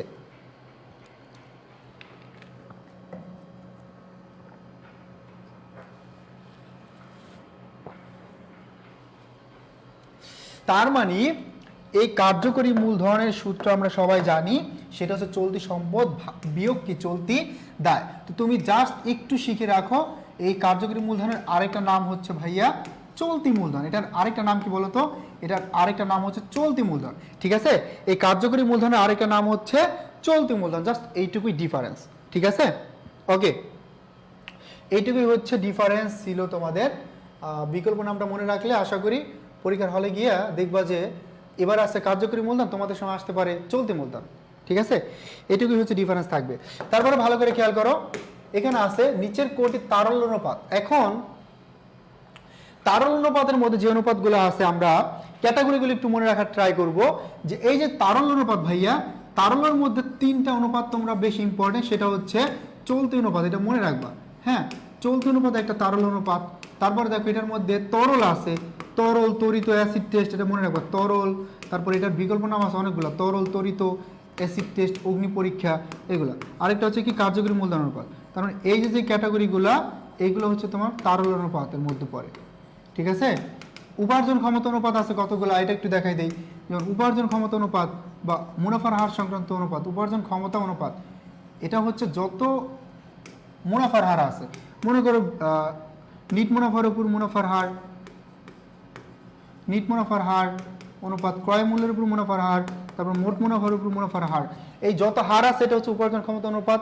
আর তারল অনুপাতগুলো হচ্ছে চলতি অনুপাত, তরল অনুপাত, তড়িৎ অনুপাত বা কার্যকরী মূলধন বা চলতি মূলধন অনুপাত। ঠিক আছে, আরো আছে কি তোমার বলতো ব্যবসায়িক কর্মতৎপরতা অনুপাত, এটা হচ্ছে যত আবর্তনগুলো আছে, যত আবর্তন অনুপাত আছে এটা হচ্ছে ব্যবসায়িক কর্মতৎপরতা। ঠিক আছে, যত আবর্তন অনুপাত আছে এটা হচ্ছে ব্যবসায়িক কর্মতৎপরতা, আবর্তনগুলো জাস্ট যত আবর্তন আছে। ঠিক আছে, এটা দানাদার আবর্তন, তো মজুদ আবর্তন হতে পারে এইগুলা। এবং সর্বশেষ যেটা তোমার সেটা হচ্ছে ভাইয়া একটা প্রতিষ্ঠানের দীর্ঘকালীন সচ্ছলতা প্রকাশ করে কোন অনুপাতগুলা, এটা হচ্ছে মূলত দায় মালিকানা অনুপাত বা মূলধন গিয়ারিং অনুপাত। ঠিক আছে, সো এই ক্যাটাগরিগুলো তোমাদের জন্য অনেক ইম্পর্টেন্ট, বিকজ ক্যাটাগরিগুলো তোমাকে অবশ্যই মাথায় রাখতে হবে, কারণ পরীক্ষার কোশ্চেন চলে আসবে নিচের কোনটি তারল অনুপাত নয়, অথবা নিচের কোনটি তারল অনুপাত, কোশ্চেন চলে আসবে নিচের কোনটি ব্যবসায়িক কর্মতৎপরতা অনুপাত, কোশ্চেন চলে আসতে পারে নিচের কোনটি উপার্জন ক্ষমতা অনুপাত। সো এগুলো মাথায় রাখা লাগবে। ঠিক আছে,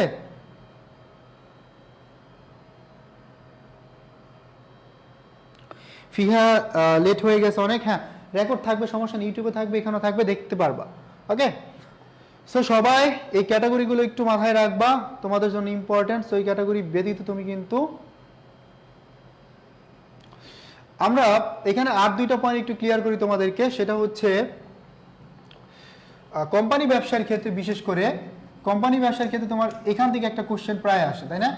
কোম্পানি ব্যবসা যেমন মনে করো শেয়ার অধিহার অবহার, আমরা জানি শেয়ার ইস্যু করার 3টা হারে, একটা হচ্ছে সমহার, আরেকটা হচ্ছে অধিহার, অধিহার, আরেকটা হচ্ছে অবহার। শেয়ার অধিহার বা প্রিমিয়াম, ওকে, আরেকটা বিষয় কি বলতো অবহার বা পুনহার, অবহার, ভাট্টা বা অনুহার, এটা একটু মনে রাখবা। দেখো সমাহারটা প্রত্যেকেই পারি, যদি শেয়ার অধিহার আছে এটা হচ্ছে একটা মূলধন জাতীয় প্রাপ্তি। ঠিক আছে, মূলধন জাতীয় প্রাপ্তি অধিহারটা যদি আসে শেয়ার অধিহার, এটা কোন ধরনের হিসাব, এটা হচ্ছে মূলধন জাতীয় প্রাপ্তি। যদি আসে যে শেয়ার অধিহার বা প্রিমিয়াম, এটা আর্থিক অবস্থার বিবরণী কোথায় দেখানো হয়, তাহলে এটা হবে ভাই আর্থিক বিবরণীর দায় পাশে দেখানো হয়। ঠিক আছে, এটা একটু মনে রাখবে, দায় পাশে দেখানো হয়। তারপরে দেখো যদি কোশ্চেন আসে যে অবহার, ভাট্টা বা অনুহার, এটা কোন ধরনের হিসাব, এটা হচ্ছে একটা ভুয়া সম্পদ বা মিথ্যা সম্পদ। তার মানে এটা মূলত তোমার একটা মূলধন জাতীয় ক্ষতি, মূলধন জাতীয় ক্ষতি বা লোকসান। ঠিক আছে, মূলধন জাতীয় ক্ষতি বা লোকসান, মূলধন জাতীয় ক্ষতি বা লোকসান, রাইট, মূলধন জাতীয় ক্ষতি বা লোকসান। আর এটা একটা ভুয়া সম্পদ, এটা একটা ভুয়া সম্পদ বা মিথ্যা সম্পদ বা কাল্পনিক সম্পদ, একটু মনে রাখবা, ভুয়া, মিথ্যা বা কাল্পনিক সম্পদ এটা। আর এই মূলধন জাতীয় ক্ষতিটা দেখানো হয় কোথায়, আর্থিক অবস্থার বিবরণী সম্পদ পাশে। ঠিক আছে, অবহার বা বাট্টাটা দেখানো হয় কোথায়, আর্থিক অবস্থার বিবরণী সম্পদ পাশে। যদি কোশ্চেনটা আসে যে সম্পদ পাশে কোন শিরোনামে দেখানো হয়, তাহলে হবে এটা হচ্ছে তোমার মূলত দেখানো হয় অসম্মিলিত ব্যয় নামক শিরোনামে। সো এখানে অনেকগুলো কোশ্চেন আসতে পারে তোমাদেরকে, তোমাদের প্রত্যেকটা কোশ্চেনই তোমরা মাথায় রাখবা। ঠিক আছে, পয়েন্টগুলো, তাহলে আশা করি ঘুরে ফিরে যেভাবেই কোশ্চেন করুক না কেন তোমাকে কিন্তু আটকাতে পারবে না, এবং তুমিও কনফিডেন্টলি আনসার করতে পারো পরীক্ষার হলে গিয়া। ঠিক আছে, ওকে, যারা যারা ক নম্বর আনসার করছি থ্যাংক ইউ সো মাচ। এইটুকু একটু নোট করে ফেলি, এইটুকু নোট করে ফেলি। তারপর দেখো পণ্যের ক্রয় মূল্য, বিক্রয় মূল্য হতে পণ্যের বিক্রয় মূল্য হতে বিক্রিত পণ্যের ব্যয় বাদ দিলে যা অবশিষ্ট থাকে তাকে কি বলে? আমরা প্রত্যেকে জানি এটা হচ্ছে মোট লাভ। আমরা যখন বিশদায় বিবরণী করছি এটার দুইটা পার্ট থাকে, তাই না? একটা হচ্ছে মোট লাভের পার্ট, বিশদায় বিবরণী দুইটা পার্ট থাকে, একটা মোট লাভ পার্ট আর একটা হচ্ছে নিট লাভ পার্ট। তো দেখো বিক্রয় থেকে যখন তুমি বিক্রিত পণ্যের ব্যয় বাদ দিবা তুমি যেটা পাবে সেটা হচ্ছে মোট লাভ, সেটা হচ্ছে টোটাল প্রফিট, ঠিক আছে, বা গ্রোস প্রফিট বলতে পারো। ওকে, তার মানে বিক্রয় মূল্য থেকে বিক্রিত পণ্যের ব্যয় বাদ দিলে পাওয়া যায় মোট লাভ। আর এই মোট লাভ থেকে যখন তুমি পরিচালন আয় ব্যয়গুলো সব ক্যালকুলেশন করে ফেলবা মোট আয় বা মোট লাভ থেকে, তাহলে পেয়ে যাবা হচ্ছে নিট লাভ। ঠিক আছে, এখান থেকে পরিচালন আয় ব্যয়গুলো বাদ দিলে পেয়ে যাওয়া হচ্ছে নিট লাভ। কি পাবে? নিট লাভ। বুঝতে পারছি?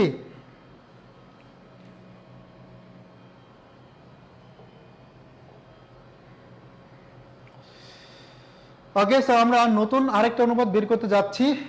সো এটা সবাই পারবে আশা করি, কারণ প্রত্যেকে হচ্ছে কি আগেরটা পারছো, বুঝছো, তার মানে এটা একদম ইজিলি আনসার করতে পারবা। আতিকিয়া ধারনাথ বলছো জি স্যার, হ্যাঁ।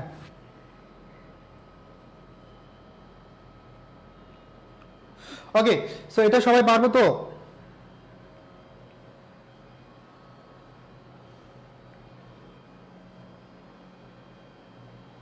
আহসান ও মিলন বলছে ভাই পিডিএফ আনসার নাই কেন? দেখো ভাই, তোমার পিডিএফ এর আনসার দেওয়ার কি দরকার? এই যে পড়াইতেছি, ব্যাখ্যা করতেছি, এটার সাথে সবগুলো রিলেটেড তথ্যগুলো প্রোভাইড করতেছি, তারপরে তুমি ইজিলি তো ক্লাস করলে তো অবশ্যই পারার কথা, তাই না? ক্লাস করবা না, তারপর তো আনসারগুলো কীভাবে পারবা? ওকে, সো তারপরে হচ্ছে আনসারগুলো দিয়ে দিব, সমস্যা নাই নিচে, ঠিক আছে মিলন, দিয়ে দিব, বাট চেষ্টা করবা আনসার না দেখে নিজে নিজে আনসার করার, পরে আনসারগুলো মিলাই নিবা, প্রত্যেকটা সলভ করার ট্রাই করবা আনসার না দেখে, হ্যাঁ, তারপর পরে মিলাবা, এটা ইম্পর্টেন্ট। সো 18 নম্বরটাকে আমরা প্রত্যেকে আনসার করতে পারলাম না পারি নাই? 18 নম্বরটা okay, 6/5, thank you so much. Jhumu answer করছে প্রান্ত, আমি এই অনুপাত অধ্যায়টা পারি না।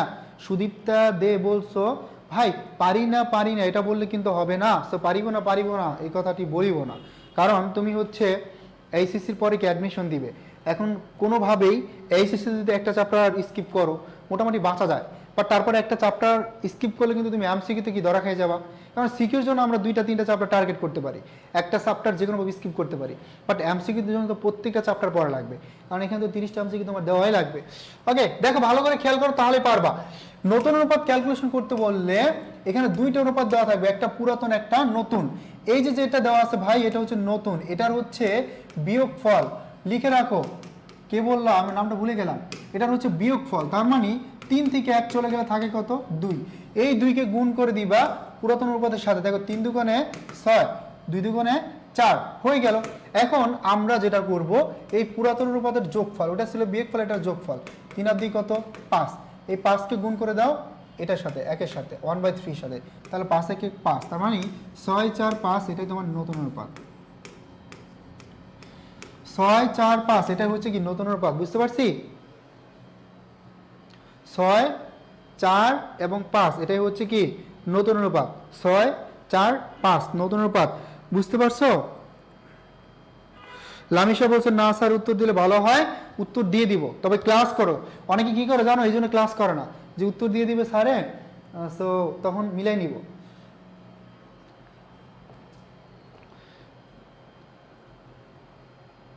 এই যে এখানে যেগুলো পড়ানো হচ্ছে একদম ডিটেলস কিন্তু, তাই না? যেমন তোমার ডিরেক্টলি ইনডিরেক্টলি আমরা প্রত্যেকটা এমসিকিউর সাথে সাথে ওই কোশ্চেনটা কোথা থেকে আসছে এটা তো ব্যাখ্যা করতেছি, এখান থেকে এই কোশ্চেনটা তোমাদের সময় এইভাবে আসছে, এটা মানে আগের বার এইভাবে আসছে, তোমাদের সময় কীভাবে আসতে পারে এটাও ব্যাখ্যা করতেছি, সাথে যদি কোনো ধরনের কনফিউশন থাকে সেটাও ক্লিয়ার করব। সো এই জন্য ধৈর্য নিয়ে ক্লাস করতে হবে। দেখো মালিকানা সত্ত্বের অংশ নয় কোনটা, আমরা আইডেন্টিফাই করব যে কোনটা মালিকানা সত্ত্বের অংশ নয়। এখানে দেখো সাধারণ শেয়ার সঞ্চিতি এবং নিট লাভ, 3টাই মালিকানা সত্ত্বের অংশ, বাট এটা হচ্ছে একটা দীর্ঘমেয়াদী দায়, এটা কিন্তু মালিকানা সত্ত্বের অংশ নয়, তাই না? এটা কি অংশ নয়, বুঝতে পারছি? সি নাম্বারটা তাহলে কারেক্ট অ্যান্সার। ওকে, আমরা একটু মেনশন দেই, সবাই ফ্রেন্ডদেরকে একটু মেনশন দেই। এই যে সুদীপ্তা দিয়ে বলার আগেই দিয়েছে, আমরা একটু প্রত্যেকেই জাস্ট একটু মেনশন দেই, হ্যাঁ 30 সেকেন্ড সময় নিচ্ছি তোমাদের, জাস্ট 30 সেকেন্ডের মধ্যে দিয়ে ফেলি দ্রুত। কোশ্চেন থাকলে এগুলো করতে পারো, আর হচ্ছে একটু মেনশন দিয়ে দাও প্রত্যেকেই, 30 সেকেন্ড সময়, জাস্ট দ্রুত একটু মেনশন দেই সবাই ফ্রেন্ডদেরকে। মেঘকন্যা বলছো অনুপাত অধ্যায় থেকে কয়টা প্রশ্ন আসবে? মেঘকন্যা অনুপাত অধ্যায় থেকে সিকিউ আসার সম্ভাবনা 2টা, ঠিক আছে 2টা আসবে ইনশাল্লাহ, 2টা আসবে, এবং এই 2টাই তুমি দেওয়ার ট্রাই করবা, কারণ এটাই হচ্ছে খুব কম সময় লাগে, ঠিক আছে ভাইয়া। আর কিন্তু এখান থেকে এমসিকিউ কিন্তু বেশি আসবে এই অধ্যায়টা থেকে। Okay, so Sudipta Dey mention দিছি, থ্যাংক ইউ সো মাচ আমাদের Sajib. Okay great Sajib, thank you so much. তারপরে হচ্ছে আতিকিয়া জান্নাত দিছি, হালিমা তু সাদিয়া। আজ কোনো ফ্রেন্ড নেই বলে, ফ্রেন্ড নাই বলতে কিছু নাই, তাহলে তুমি হাইলাইট করে দাও, তোমার ফেসবুকে যত ফ্রেন্ড আছে তারাও তো ফ্রেন্ড, তাই না? সুদীপ্ত দে, ওকে ওকে সবাই একটু দিয়ে দেয়, মিলন সাহেব, তারপরে আতিকিয়া জান্নাত, আদিবা সুলতানাও দিছে আমাদের, তারপর হচ্ছে নৌরিন মেহরুন ইলা আছে, ফিহা হাইলাইট করে দিছি, থ্যাংক ইউ সো মাচ। সবাই একটু দ্রুত করে ফেলি, 30 সেকেন্ড কি শেষ, যারা যারা দিছি থ্যাংক ইউ সো মাচ, সবার জন্য অনেক বেশি ভালোবাসা। ওকে, তারপরে দেখো আমরা দেখব আইএএস এর পুনরূপ কি, ঠিক আছে? আইএএস এটার পুনরূপ কি? দেখো ইন্টারন্যাশনাল অ্যাকাউন্টিং স্ট্যান্ডার্ড, এখানে যখন শর্ট ফর্মের ফুল মিনিং বের করতে বলে দেখবে যে মানে মিনিংগুলো বা স্পেলিংগুলো একদম অলমোস্ট সেম থাকে, সেই জন্য একটু ভালো করে খেয়াল করবা। তার মানে আইএএস এর ফুল মিনিং হচ্ছে ইন্টারন্যাশনাল অ্যাকাউন্টিং স্ট্যান্ডার্ড, এটা ছিল তোমার পুরাতন নাম, বর্তমানে আইএএস এর নাম হচ্ছে আইএফআরএস, ঠিক আছে, ইন্টারন্যাশনাল ফাইন্যান্সিয়াল রিপোর্টিং স্ট্যান্ডার্ড, এটা ছিল পুরাতন নাম, সেগুলো একটু মাথায় রাখবা। আইএফআরএস, তারপরে যে তোমাদের গ্যাপটা খুব ইম্পর্টেন্ট, এটার ফুল মিনিং প্রায় আসে গ্যাপ, তারপর ধরো বিএফআরএস এটা আসতে পারে, তারপর একটু সিএ চার্টার অ্যাকাউন্টিং মনে রাখবা, সিএমএ একটু মনে রাখতে পারো, ঠিক আছে, যেমন আইসিএবি এটা একটু মনে রাখতে পারো, এগুলো ইম্পর্টেন্ট, যেমন আইসিএমএবি এটা মনে রাখতে পারো, এই পয়েন্টগুলো একটু মনে রাখো। গ্যাপ আছে, তারপরে গ্যাপ সবাই পারি, গ্যাসটা সবাই পারি না, তার মানে গ্যাপ হচ্ছে generally accepted accounting principal, gas যদি চলে আসে তাহলে কি চলে আসবে? জেনারেলি অ্যাকাউন্টিং স্ট্যান্ডার্ড, শেষে হচ্ছে তোমার এখানে গিয়ে অ্যাসটা হয়ে যাবে স্ট্যান্ডার্ড, ঠিক আছে, প্রিন্সিপালের জায়গায়। তার মানে তুমি যদি ভাই এই যে যেই ফুল মিনিংগুলা শর্ট ফর্মগুলা, এটার ফুল মিনিংগুলো একবার করে দেখো, তাহলে কিন্তু পরীক্ষার হলে গিয়ে যদিও তোমার এর বাইরে থেকে আসবে না, এগুলো ইম্পর্টেন্ট, তাহলে কিন্তু হচ্ছে স্পেলিংও তোমার ভুল হবে না। আর এটা যে ভুলটা হয় কিন্তু এখানে, যেমন ইন্টারন্যাশনাল এক টাইপের বানান, এই জন্য একটু ভালো করে খেয়াল করবা প্রত্যেকটা ওয়ার্ড যে কোনটার কি ফুল মিনিং, ঠিক আছে? ওকে, তো এটা একটু ইম্পর্টেন্ট যেগুলো, এগুলো একটু এক নজর একটু দেখে নেবা, হ্যাঁ। ওকে, এবার আমরা সলভ করতে যাচ্ছি বন্টনকৃত মুনাফা। যারা যারা টার্গেট করছো সিকিউতে অংশীদারি ব্যবসার ক্ষেত্রে যে বন্টনকৃত মুনাফা থেকে একটা কোশ্চেন দিবা, সো তাদের জন্য দেখো এটা খুব বেশি ইম্পর্টেন্ট। সেটা হচ্ছে যে আমরা বন্টনকৃত মুনাফা যদি বের করতে পারি তাহলে মুনাফাটা সহজে কি করে দিতে পারবো, প্রত্যেকটা অংশীদারের মধ্যে বন্টন করতে পারবো। তো দেখো এখানে ইনফরমেশন কিন্তু অনেকগুলা, তো এই ইনফরমেশন অনেকগুলো যদি থাকে কোশ্চেনটা কি হবে, সহজ হবে। এখানে বলছে 2010 সালে বন্টনকৃত মুনাফার পরিমাণ কত টাকা। তো দেখো আমার কারবারের মোট মুনাফা কত আছে, 2 লাখ। এখন এই মোট মুনাফা থেকে আমরা খরচগুলো বাদ দিব। প্রথমে দেখো আমার প্রারম্ভিক মূলধন 80,000 টাকা, আর এখানে 50,000 টাকা। মূলধনের উপর সুদ কত, 10%, তার মানে 80,000 টাকা, এটা 10% করলে আমার কত হয়, 8,000 টাকা। 50,000 টাকা, এটা 10% করলে আমার টাকা হয় কত, 5,000 টাকা। তার মানে টোটাল এখানে মূলধনের সুদ কত হলো, 13,000। এই মূলধনের সুদটা আমরা মোট মুনাফা থেকে বাদ দিব, দিয়ে দিলাম। তারপর দেখো বলছে অনুমাসিক বেতন পায় 1,000, এক মাসে বেতন পায় 1,000, এটা তো একটা খরচ প্রতিষ্ঠানের জন্য, তাহলে 12 মাসে কত হবে, 12,000, তাই না? এটাও একটা খরচ, আমরা এই খরচটাও বাদ দিলাম। তারপরে দেখো এখানে আছে পরিচালন খরচ বা অপারেটিং এক্সপেন্স হলো 70,000, ঠিক আছে, তার মানে পরিচালন খরচ আছে তোমার 70,000, এটাও বাদ দিলাম। তারপর দেখো আনয়ন খরচটা লিখে ফেলবা 5,000, এটাও একটা খরচ। তার মানে টোটাল খরচগুলো বাদ দিয়ে আমার, তাহলে দেখো 13, 12, 25, 70 আর 5, তার মানে 1 লাখ টাকা। তাহলে বন্টনকৃত মুনাফা হচ্ছে কত, 1 লাখ। বন্টনকৃত মুনাফা কত, 1 লাখ টাকা। এখন তোমরা একটু ক্যালকুলেশন করে বের করো যে অনু কত পাবে আর তনু কত পাবে, এটা একটু বের করো। আমরা বন্টনকৃত মুনাফাটা ক্যালকুলেশন করে ফেললাম। এবার তোমরা একটু বের করো যে অনু কত টাকা পাবে এবং তনু কত টাকা পাবে। অনু কত পাবে এবং তনু কত পাবে, এটা একটু ক্যালকুলেশন করো দেখি।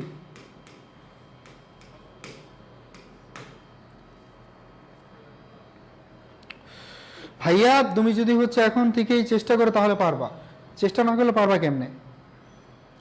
দেখো ভয় পাওয়ার কোনো কারণ নাই, ম্যাথ যত বড় হবে কোশ্চেনটা ওটা তোমার জন্য তত সহজও হবে।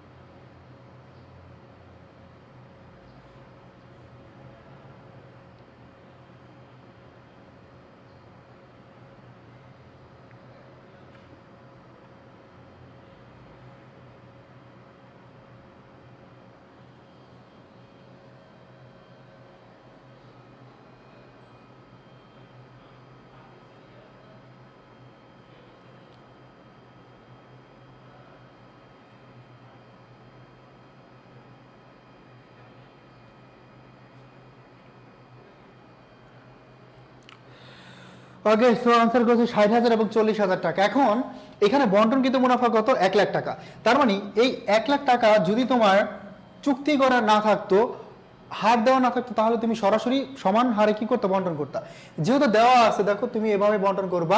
3 আর 2 কত? 5, অর্থাৎ 5-এর 3 পাবে কে বলো? 3 পাবে হচ্ছে অনু, ঠিক আছে? অনু, তাহলে 5 20 100, 3 20 কত? 60। অনু পাবে 60,000 টাকা। আর তনু কত পাবে? তনু হচ্ছে 5-এর 2, তাই না? 5-এর 2, এটা হচ্ছে তনু। তনু পাবে কত? 20 বিদ্যুৎ কত? 40,000 টাকা, ঠিক আছে? যদি কন্ট্যাক্ট করা না থাকে তাহলে এভাবে ক্যালকুলেশনটা করবা। ওকে, আর এটা কিন্তু তোমার সিকিউতেও লাগবে। সিকিউতে জাস্ট এইটুকুই লাগে যে আমরা খ নম্বরে বন্টনকৃত মুনাফাটা বের করি, আর এইটুকু আর গ নম্বরে হচ্ছে আমরা আলাদা করে মূলধনটা বের করবো, তাই না? ওকে, তারপরে দেখো 22 নাম্বারটা, অধিহারের পরিমাণ আর্থিক অবস্থার কোন হিসাব খাতকে প্রভাবিত করে। একটু আগে আমরা শেয়ার অধিহারটা একদম সুন্দর করে ক্লিয়ার করছি, বেসিকটা, তাই না? তো অধিহারের পরিমাণটা আর্থিক অবস্থার কোন হিসাব খাতকে প্রভাবিত করবে? অধিহার হচ্ছে মূলত একটা মূলধন জাতীয় প্রাপ্তি, আর এটা আমরা দেখাই কোথায় বলো তো? এটা হচ্ছে আর্থিক অবস্থার সঞ্চিত এবং উদ্বৃত্ত নামে, তাই না? সঞ্চিত ও উদ্বৃত্ত নামে এই হিসাব খাতে দেখায়, বুঝতেই পারছো? আর যদি বলে কোন পাশে দেখানো হয় তাহলে হবে দায় পাশে। যদি বলে কোন পাশে দেখানো হয় তাহলে হবে দায় পাশে, আর কোন হিসাবে দেখানো হয় তাহলে হচ্ছে কি বলতো? অধিহার বা প্রিমিয়াম, মালিকানা সত্ত্ব, রাইট? যদি আসে কোন পাশে দেখানো হয় তাহলে দায় পাশে, যদি কোন হিসাবে? মালিকানা সত্ত্ব হিসাবে। কোন হিসাব খাতকে প্রভাবিত করে? মালিকানা সত্ত্বকে, ঠিক আছে? ওকে, গ নম্বরটা তাহলে correct answer. Thank you so much যারা আনসার করতে পারছি। কোন শিরোনামে দেখানো হয়? সঞ্চিত এবং উদ্বৃত্ত নামক শিরোনামে দেখানো হয়। আর এটা হচ্ছে অধিহার, আরেকটা নাম হচ্ছে কি বলতো? প্রিমিয়াম। অধিহারের আরেকটা নাম হচ্ছে প্রিমিয়াম, ঠিক আছে? অধিহার বা প্রিমিয়াম। ওকে, তারপর আমরা দেখব যে পাবলিক লিমিটেড কোম্পানির ক্ষেত্রে সর্বনিম্ন সদস্য সংখ্যা কত। আমরা জানি যে পাবলিক লিমিটেড কোম্পানির সর্বনিম্ন সদস্য সংখ্যা হচ্ছে 7 জন, আর সর্বোচ্চ কি বলতো? সর্বোচ্চ হচ্ছে শেয়ার দ্বারা সীমাবদ্ধ। সর্বোচ্চ কি? শেয়ার দ্বারা সীমাবদ্ধ। আর প্রাইভেটটা তো জানোই, তাই না? শেয়ার দ্বারা সীমাবদ্ধ, রাইট? ওকে, এটা হচ্ছে পাবলিক লিমিটেড। আর প্রাইভেটের কি বলতো? প্রাইভেটের হচ্ছে 2 জন সর্বনিম্ন এবং সর্বোচ্চ কতজন? 50 জন। এটা হচ্ছে প্রাইভেট লিমিটেডের ক্ষেত্রে, বুঝতে পারছি? এটা হচ্ছে প্রাইভেট লিমিটেডের ক্ষেত্রে। ওকে, সো দুইটা একসাথে শিখে রাখো, যদি পরীক্ষার কোশ্চেন আসে দুইটা থেকে অনেক সময় কি গরমিল হয়ে যায়, জন্য এক জায়গায় লিখবা, যাতে হচ্ছে ভুল ত্রুটি হওয়ার পসিবিলিটি কম থাকে। ঠিক আছে, ওকে। দেখো প্রতিষ্ঠানের কার্যকরী মূলধন কত টাকা, তার মানে আমার প্রতিষ্ঠানের কার্যকরী মূলধনের সূত্রটা হচ্ছে চলতি সম্পদ মাইনাস চলতি দায়। আমার কি লাগবে? চলতি সম্পদ। বাদ দেওয়া লাগবে কি? চলতি দায়। ঠিক আছে, তো দেখো চলতি সম্পদ কত, 1,500 আছে 25, অগ্রিম বেতন আছে 10, তার মানে 25, তারপরে অগ্রিম বেতন কত 10, তারপর দেখো তোমার দুইটা গেল, ব্যাংক জমাতিরিক্ত একটা দায়, পাওনাদার একটা দায়, সমাপনী মজুত পণ্য কত আছে 8, তারপরে আর কি আছে? আর হচ্ছে নাই, তার মানে 25, 10, 35 আর 8 কত হয়? 43। তার মানে চলতি সম্পদ হচ্ছে আমার 43,000 টাকা, দায় আছে 5 আর হচ্ছে 8, ব্যাংক জমাতিরিক্ত 5, এটা 8 5 কত 13। তাহলে কার্যকরী মূলধন কত হবে ভাই? কার্যকরী মূলধন হবে 30,000 টাকা। বুঝতে পারছি? কার্যকরী মূলধন হবে তাহলে 30,000 টাকা। ক্লিয়ার? কার্যকরী মূলধন হবে কত টাকা? 30,000 টাকা। গ নম্বরটা কার্ড আনসার। বুঝতে পারছি প্রত্যেকেই? জাস্ট তোমাকে কার্যকরী মূলধন বের করতে বলছে, তার মানে চলতি সম্পদ থেকে চলতি দায়টা মাইনাস করা লাগবে। চলতি সম্পদ থেকে কি করা লাগবে? চলতি দায়টা মাইনাস করা লাগবে, তাহলে তুমি কার্যকরী মূলধনটা বের করে ফেলতে পারবা। ওকে,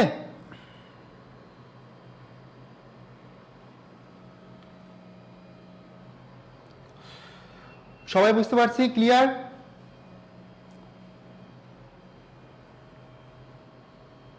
না বুঝতে পারলে কিন্তু সাথে সাথে রেসপন্স করবো।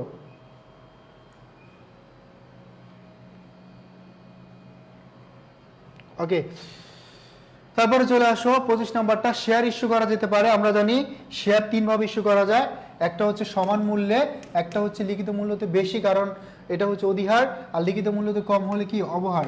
তার মানে আমরা জানি 3 ভাবে কি শেয়ার ইস্যু করে, তার মানে 1, 2 এবং 3, 1, 2 এবং 3, তিনটাই কি কারেক্ট। ঠিক আছে, 1, 2, 3, তিনটাই কারেক্ট। এবং এই শেয়ার ইস্যু নিয়ে আমরা কথা বলছি অলরেডি, শেয়ার অবহার এবং শেয়ার অনুহারগুলো কি এবং কিভাবে হচ্ছে, কোথায় কাজ হয়, আমরা টু জাস্ট ডিটেলস হচ্ছে কি বর্তমানে আমরা আগে কি করছি আলোচনা করছি, সো ওখান থেকে দেখে নিবা, হ্যাঁ, যারা নতুনে আছে। তারপরে দেখো খুবই গুরুত্বপূর্ণ একটা কোশ্চেন, এবং এটা প্রায় আসে, প্রায় বোর্ডে আসছে, যে লভ্যাংশ হিসাবে নগদ টাকার পরিবর্তে যে শেয়ার ইস্যু করা হয় তাকে কি বলে? হ্যাঁ, নগদ টাকার পরিবর্তে যে শেয়ারটি ইস্যু করা হবে তাকে কি বলবে? তাকে কি বলা হবে? নগদ টাকার পরিবর্তে লভ্যাংশ হিসাবে নগদ টাকার পরিবর্তে যেটা ইস্যু করা হয় তাকে বলা হয় বোনাস শেয়ার। তাকে কি বলা হয় ভাই? তাকে বলা হয় বোনাস শেয়ার। হ্যাঁ, বোনাস শেয়ার। কেন বলো তো? কারণ হচ্ছে একটা কোম্পানির কাছে যখন নগদ টাকা থাকে না, তখন কোম্পানি কি করে? শেয়ার মালিকদেরকে, কোম্পানি হচ্ছে শেয়ার মালিকদেরকে শেয়ার দিয়ে দেয়, নগদ টাকার পরিবর্তে শেয়ার দেয়। তার মানে এইগুলো দিয়ে শেয়ার হোল্ডারদের বুঝ দেয়, কারণ তারা হচ্ছে নাসর বান্দা, যেহেতু হচ্ছে শেয়ার হোল্ডারদের কোম্পানি ব্যবসা পরিচালনা করেন, হ্যাঁ, ব্যবসা প্রতিষ্ঠান চালায়, সো তাদের তো কিছু দেওয়া লাগবে। নগদ টাকা না দিতে পারলে তখন বোনাস দিয়ে দেয়। ঠিক আছে, আর বোনাস শেয়ার যদি ইস্যু করে তাহলে মালিকানার সত্ত্বে কোনো পরিবর্তন হয় না, বিকজ বোনাস শেয়ারটি ইস্যু করা হয় জমাকৃত মুনাফা থেকে, আর এই জমাকৃত মুনাফা হচ্ছে ওইর একটা উপাদান।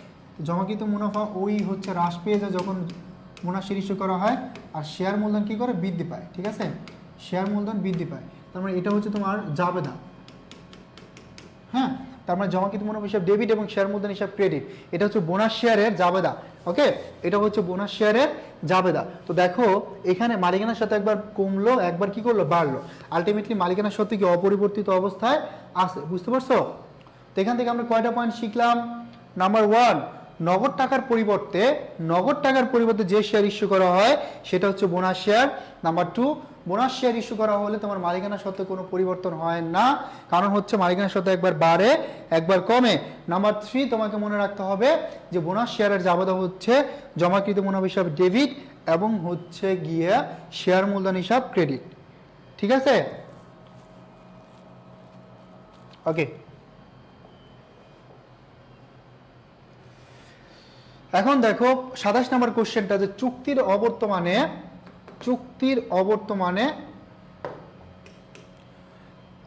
একজন অংশীদার নিচের কোনটি প্রাপ্য হবে? অর্থাৎ চুক্তির অবর্তমানে একজন অংশীদার কি দাবি করতে পারে? ঋণের সুদ। ঠিক আছে, চুক্তির অবর্তমানে একজন অংশীদার দাবি করতে পারবে ঋণের সুদ। চুক্তির অবর্তমানে একজন অংশীদার দাবি করতে পারবে ঋণের সুদ। ক্লিয়ার? ওকে, সো এটা আমরা কিন্তু এর আগেও ক্লিয়ার করছি যে চুক্তির অবর্তমানে দাবি করতে পারবে ঋণের সুদটা। তারপর আমরা দেখব 28 নাম্বারটা, কোনটি মোট মুনাফার শতকরা হার বাড়ায়। আমরা জানি যে মোট মুনাফার শতকরা হার বাড়াবে কোনটা, মুনাফা যেটা বাড়াবে, মুনাফা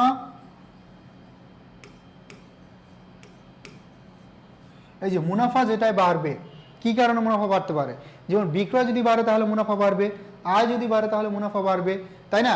তার মানে এই মোট মুনাফার শতকরা হার বাড়াবে মুনাফা যখন বৃদ্ধি পাবে।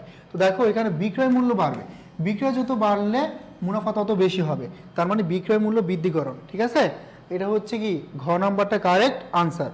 বুঝতে পারছি, যারা যারা ডি নাম্বার আনসার করছি তারা কারেক্ট আনসার দিয়েছে already, thank you so much. Samia Sultana বলছো যে ঋণের সুদ কত সময়ের জন্য ধার্য করা হয়, কত সময়ের জন্য না, ঋণের সুদ 6% হারে ধার্য করা হয়। ঠিক আছে, 6% হারে ধার্য করতে হয় এবং সময়টাকে অবশ্যই তোমার দেওয়া থাকবে কোশ্চেনে। যখন তোমার ঋণ নিবে ওটার উপর ডিপেন্ড করে তুমি তারিখটা হিসাব করবা যে মাসে ঋণটা নিবে। হ্যাঁ, তারপর দেখো খুবই গুরুত্বপূর্ণ একটা কোশ্চেন, কারণ এই কোশ্চেনটা একটু ঝামেলা আছে। সেটা হচ্ছে যে অংশীদারি কারবারের আয় নির্ধারণকালে নিচের কোনটিকে খরচ হিসাবে বিবেচনা করতে হবে না। এখন আমরা জানি অংশীদারি কারবারের আয় নির্ধারণকালে কোনটা খরচ হিসাবে বিবেচনা করা হবে না, এটা একটা খরচ, এটা একটা খরচ, এটা একটা খরচ, আয়কর একটা খরচ। এখন আয়করকে খরচ হিসাবে বিবেচনা করা হবে না। বলো কেন ভাই, বলো কেন? যদি বলো এই হচ্ছে তোমার অংশীদারি কারবার হচ্ছে একটা ব্যক্তি সত্তা প্রতিষ্ঠান, আর ব্যক্তি সত্তা প্রতিষ্ঠানের ক্ষেত্রে কর ধার্য করতে হয় না। ঠিক আছে, কর ধার্য করতে হয় না, এই জন্য অংশীদারি ব্যবসার আয় নির্ধারণকালে আয়করকে খরচ হিসাবে বিবেচনা করে না। ঠিক আছে,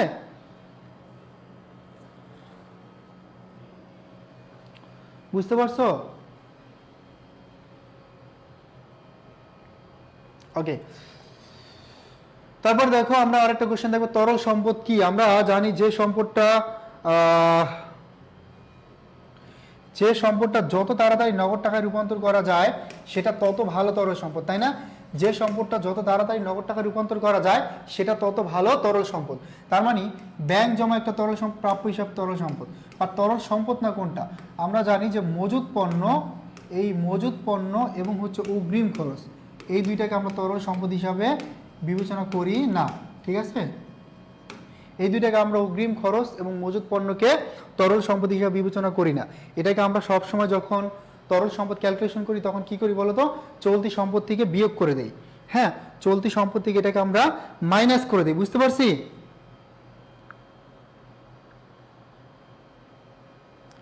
তার মানে তরল সম্পদ হবে 1 এবং 3, 1 এবং 3। ক্লিয়ার?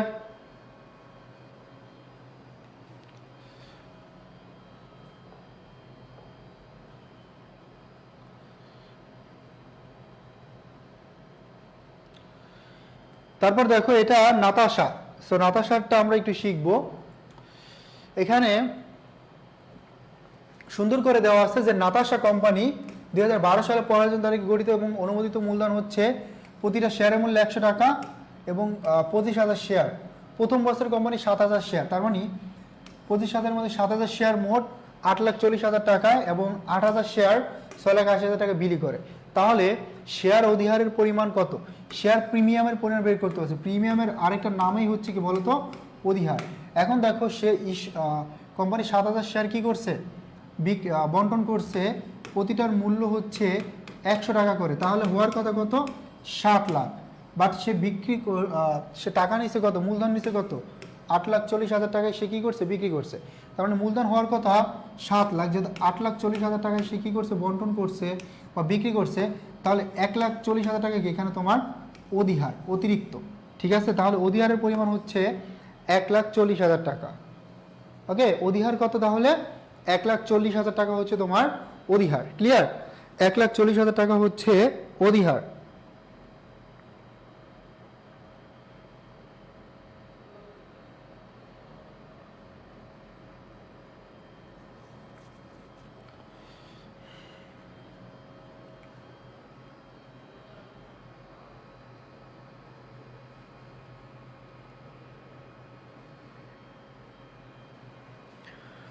বুঝতে পারছি?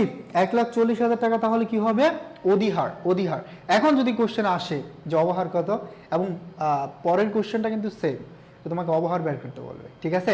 তার মানে এটাই বলছে অধিহার, পরেরটাই বলছে অবহার। আমরা এটা যদি বুঝে থাকি তাহলে অবহারটা সবাই ক্যালকুলেশন করতে পারবো। তো আমি একটু দেখতে চাই কে কে ক্যালকুলেশন করতে পারো। সবাই একটু চেষ্টা করি, জাস্ট 30 সেকেন্ডের বেশি লাগবেও না, মনে মনে বললে জাস্ট 10 সেকেন্ড লাগবে। সো প্রত্যেকেই ট্রাই করো যে শেয়ার অবহারের পরিমাণ কত, কারণ পরের কোশ্চেনটা এই উদ্দীপক থেকে তোমাকে ক্যালকুলেশন করতে হবে যে অ্যাকচুয়ালি শেয়ার অধিহার কত, ঠিক আছে? সো আমরা একটু দ্রুত বের করি তো। সুদীপ্ত বের করে ফেলো।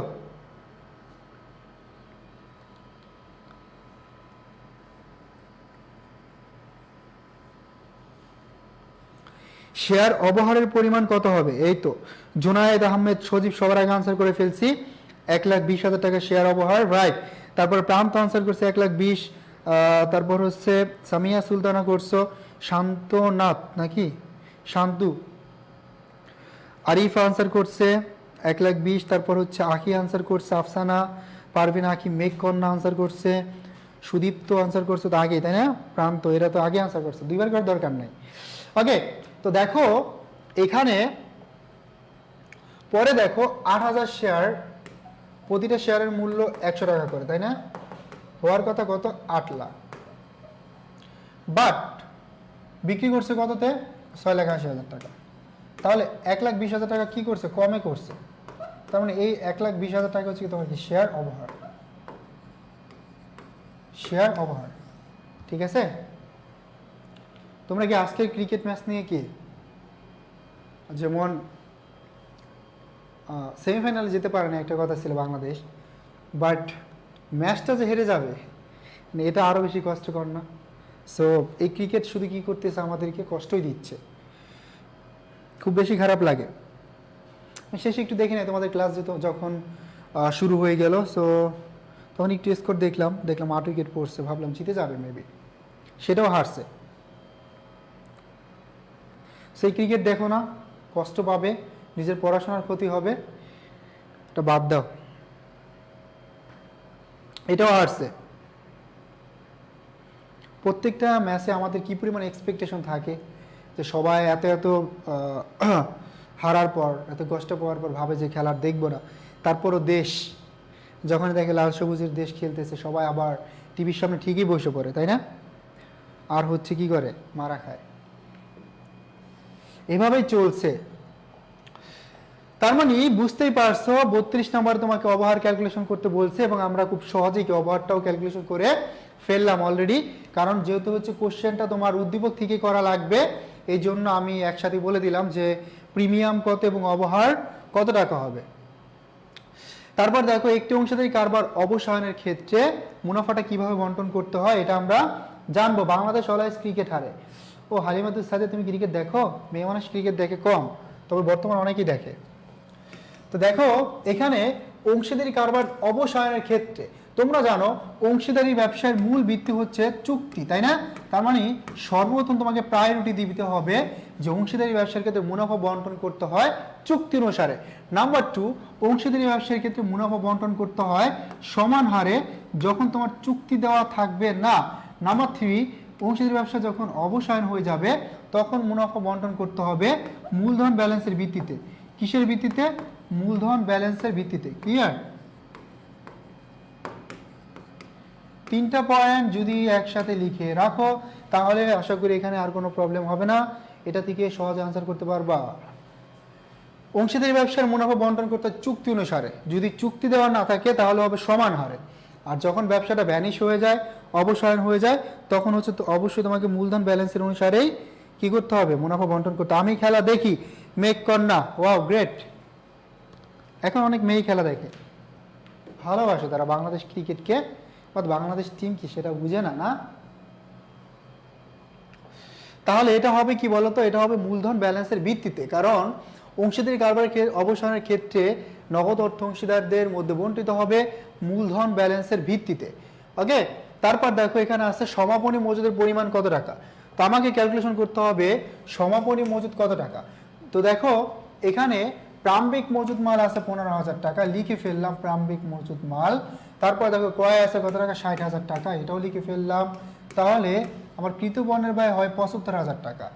এখান থেকে বলছে সমাপনী মজুদ পণ্য বাদ দিতে, বের করতে। তাহলে বাদ দেওয়া লাগবে কি বলতো, বিক্রিত পণ্যের ব্যয়। এখন কোশ্চেনে কি বিক্রিত পণ্যের ব্যয় দেওয়া আছে? নাই।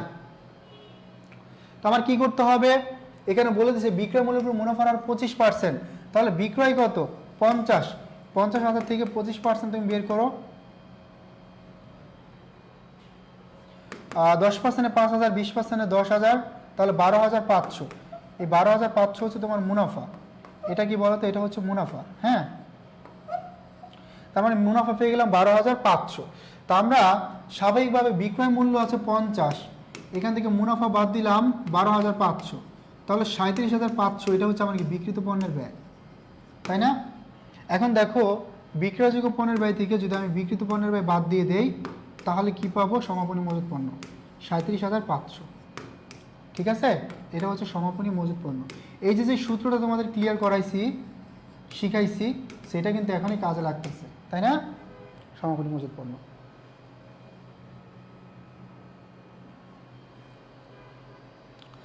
ফিহা ফুটবল ক্রিকেট দুইটাই দেখি, গুড।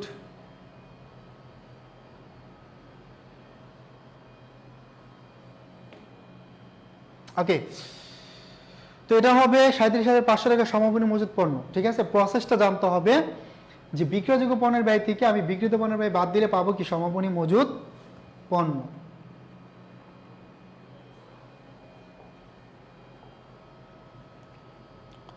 দেখো কার্যকরী মূলধন নির্ণয় কি ব্যবহৃত হয়, আমরা চলতি সম্পদ থেকে চলতি দায় বাদ দিলেই কার্যকরী মূলধন পেয়ে যাব। এটার আরেকটা নাম হচ্ছে চলতি মূলধন, যেটা আমরা অলরেডি আগে ক্যালকুলেশন করছি। ঠিক আছে, তারপরে দেখো তাৎক্ষণিক পণ্যের পরিমাণ জানার জন্য পদ্ধতি কোনটা, তাৎক্ষণিক মজুদ পণ্য জানার জন্য পদ্ধতি কোনটা। আমরা তাৎক্ষণিক বা সাথে সাথে লেনদেন সংঘটিতের সাথে সাথে যে পদ্ধতি করে থাকি সেটা হচ্ছে নিত্য মজুদ পদ্ধতি। নিত্য, এটার আরেকটা নাম হচ্ছে অবিরত। এই নিত্য বা অবিরত মজুদ পদ্ধতিতে আমরা মূলত সাথে সাথে কি করি বলতো, জাবেদা দিয়ে থাকি। ঠিক আছে, তো এটা মাথায় রাখা লাগবে তোমাদের, যে দুইটা পদ্ধতি এবং এই দুইটাকে আমরা ডিটেলস লিখে দিচ্ছি, এবং যারা শুরুতে ক্লাস করতেছে শুরু থেকে তারা কিন্তু নোটটা করে ফেলছো। মজুদ পণ্যের দুইটা পদ্ধতি আমরা দুইটা মেথডে খুব সুন্দর করে শিখছি, তাই না? ওকে, তারপর দেখো অংশীদারির মূলধন যেখানে স্থায়ী থাকে সেখানে লাভ ক্ষতির মূলধনের উপর সুদ এবং উত্তোলনের উপর সুদ লিপিবদ্ধ করা হয় কিভাবে। তো দেখো এটা মনে রাখবা যে স্থায়ী পদ্ধতিতে অংশীদারির মূলধন যেখানে স্থায়ী থাকে বা স্থায়ী পদ্ধতিতে লাভ ক্ষতি হিসাব বা এটা উত্তোলনের সুদে লিপিবদ্ধ করা হয়, মূলত এই স্থায়ী মূলধন পদ্ধতি থাকলেই একটা এক্সট্রা হিসাব চলে আসবে, আর সেটা হচ্ছে চলতি মূলধন হিসাব। ঠিক আছে, বা চলতি হিসাব, চলতি মূলধন হিসাব বা চলতি হিসাব। ঠিক আছে, তার মানে অংশীদারদের মূলধন যেখানে স্থায়ী থাকে সেখানে লাভ ক্ষতির অংশ মূলধনের উপর সুদ এবং উত্তোলনের উপর সুদ লিপিবদ্ধ করতে হয় চলতি হিসাবে, সেখানে লিপিবদ্ধ করতে হয় কোন হিসাবে, চলতি হিসাবে। ক্লিয়ার?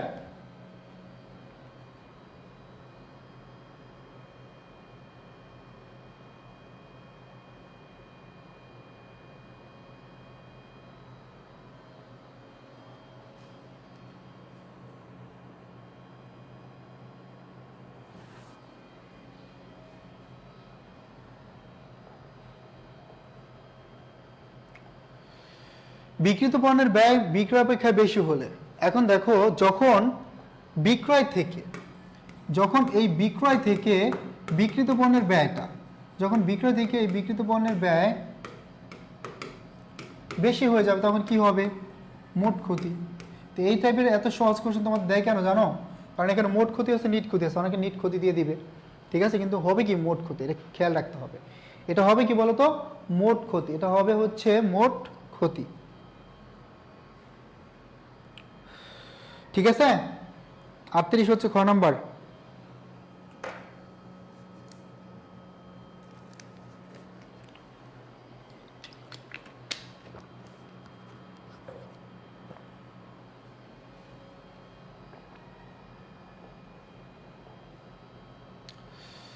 বাংলাদেশে প্রচলিত অংশীদারি আইন কত সালের?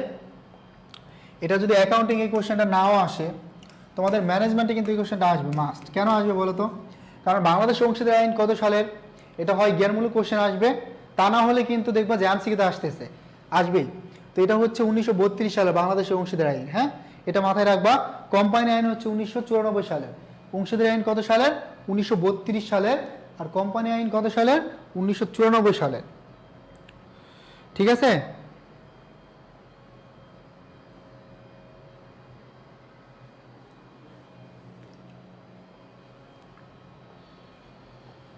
ওকে,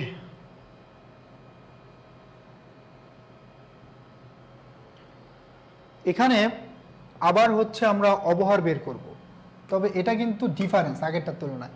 যেমন এখানে বলছে যে শেয়ার অবহারের পরিমাণ কত টাকা, তো দেখো এখানে প্রত্যেকটার মূল্য কয় টাকা করে? 10 টাকা করে। কত? 2,50,000 শেয়ার, এবং কোম্পানির শেয়ার প্রতি 10% অবহার, তার মানে প্রতিটা শেয়ারের মূল্য 10 টাকা। এটা 10% অবহার করলে আমার প্রতিটা অবহারের মূল্য আসে 1 টাকা। অবহার কত? 1। এখন বন্টন করছি কতগুলো শেয়ার? 1,50,000, তাহলে 1,50,000 শেয়ার বন্টন করতেছি, প্রতিটার অবহার কয় টাকা করে? 1 টাকা করে। তাহলে অবহারের পরিমাণ কত? 1,50,000। ক্লিয়ার? তাহলে অবহারের পরিমাণ হচ্ছে 1,50,000 টাকা। বুঝতে পারছো?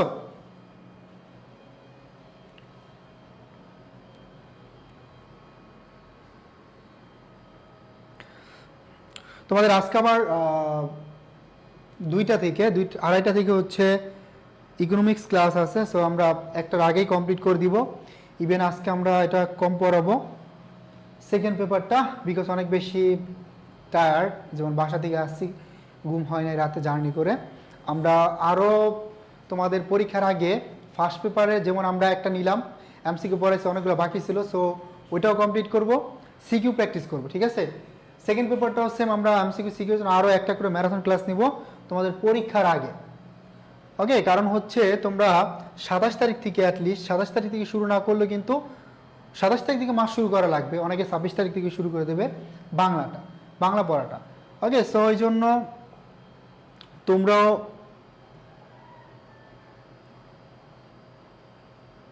অ্যাকাউন্টিংটা স্পেশালি মোটামুটি সবার গুছানো আছে।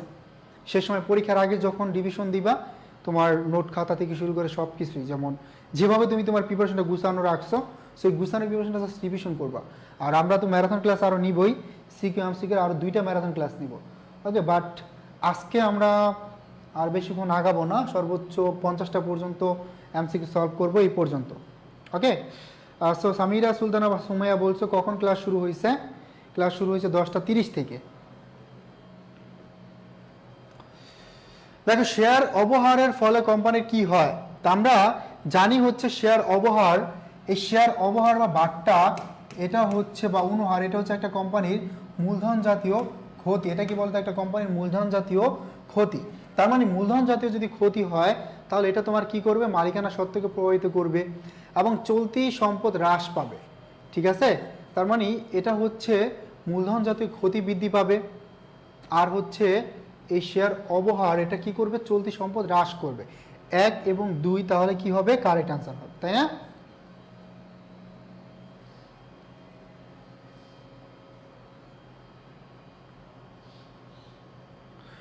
সরি, আমাদের চলতি সম্পদ হ্রাস পাবে না, কারণ এটা হচ্ছে একটা ভুয়া সম্পদ। তো আমরা ভুয়া সম্পদ নামের একটা আলাদা একটা শিরোনামে থাকে অসমন্বিত ব্যয়, তো এটা ভুয়া সম্পদটা হবে না। তো তোমরা অবশ্যই একটা দিবে, তাহলে মূলধন জাতীয় ক্ষতিটা বৃদ্ধি পাবে, চলতি সম্পদ বৃদ্ধি পাবে না। সামিয়া সুলতানা, চলতি সম্পদ কোনো বৃদ্ধি পাবে না, এটা তো বললামই, কারণ হচ্ছে এটা একটা ভুয়া সম্পদ, যেটা আমরা অসম্মিলিত ব্যয় নামে লিখি আলাদা করে। সো ওটা যদি মেনশন করা থাকতো তাহলে ওটা আমরা দিতাম, যেহেতু নাই ওটা হবে না, একটাই হবে। ওকে, মূলধন জাতীয় ক্ষতি বৃদ্ধি পাবে, এটাই হবে 2 নাম্বারটা। খ নাম্বারটা কারেক্ট আনসার হবে। তারপরে দেখো, অংশীদারি ব্যবসায়ের মূল ভিত্তি কোনটি? খুব ইজিলি জানি যে অংশীদারি ব্যবসার মূল ভিত্তি হচ্ছে চুক্তি, অংশীদারি ব্যবসার মূল ভিত্তি হচ্ছে কন্ট্রাক্ট। উইদাউট ডিড তুমি কি অংশীদারি ব্যবসা করতে পারবে না। তার মানে মুনাফাটাও বন্টন করতে হয় চুক্তি অনুসারে, এবং চুক্তি দেওয়া না থাকলে সমান হারে। আর যদি হচ্ছে ব্যবসা ব্যানিশ হয়ে যায়, তখন হচ্ছে তোমার মূলধন ব্যালেন্সের ভিত্তিতে কি করতে হয়? অংশীদারি ব্যবসাটা আর মুনাফা বন্টন করতে হয়। ক্লিয়ার? অসমন্বিত ব্যয় বৃদ্ধি পাবে, এটা তো দেওয়াই নাই, তার মানে বৃদ্ধি পাবে কিভাবে? নির্দিষ্ট হারে লভ্যাংশ পায় কারা? আমরা জানি যে নির্দিষ্ট হারে লভ্যাংশ পায় অগ্রাধিকার শেয়ার হোল্ডাররা, কারণ অগ্রাধিকার শেয়ার হোল্ডাররা একটা নির্দিষ্ট পার্সেন্টেজে পাবে, সর্বশেষে গিয়ে সাধারণ শেয়ার হোল্ডাররা যদি বেশি থাকে নিবে, যদি কম থাকে সেটাও তারাই ভোগ করবে। বাট নির্দিষ্ট হারে যারা পাবে সেটা হচ্ছে কারা বলতো? অগ্রাধিকার শেয়ার হোল্ডাররা। কারণ অগ্রাধিকার শেয়ার হোল্ডার যারা আছে তারা আগে অধিকার পায়, ঠিক আছে, তারা অগ্রাধিকার পায়। বুঝতে পারছো? লভ্যাংশ বন্টনের ক্ষেত্রে তারা কি পায়? আগে একটা অধিকার পায় বা অগ্রাধিকার পায়, রাইট? বোনাস শেয়ার ইস্যুর ফলে কোম্পানির কি হয়? দেখো, বোনাস শেয়ারের যাবতীয় থেকে শুরু করে A to Z আমরা কমপ্লিট করছি, যারা ক্লাস করছে তাদের জন্য অনেক সহজ হবে। তো বোনাস শেয়ারটা ইস্যু যদি করা হয় মূলত, তাহলে শেয়ার সংখ্যা বেড়ে যায় এবং তোমার তহবিল কি করে? সঞ্চিত তহবিলটা কমে যায়। 1 এবং 3 তাহলে কারেক্ট আনসার। আর এটা কিন্তু ইস্যুর তহবিল বেড়ে যায় কিন্তু হবে না, কারণ দেখো বোনাস শেয়ার ইস্যু করলে যাবতীয় কি বলতো? জমাকৃত মুনাফা হিসাব ডেবিট। জমাকৃত মুনাফা থেকে আমরা কি করি? জমাকৃত মুনাফা হিসাব থেকে আমরা মূলত বোনাস শেয়ারটা দেই। এটার আরেকটা নাম হচ্ছে সংরক্ষিত মুনাফা। এবং শেয়ার মূলধন তোমার বৃদ্ধি পাবে, বৃদ্ধি পেলে কি? ক্রেডিট, মানে ওইটা তখন বৃদ্ধি পেয়ে যাবে, রাইট? বুঝতে পারছি?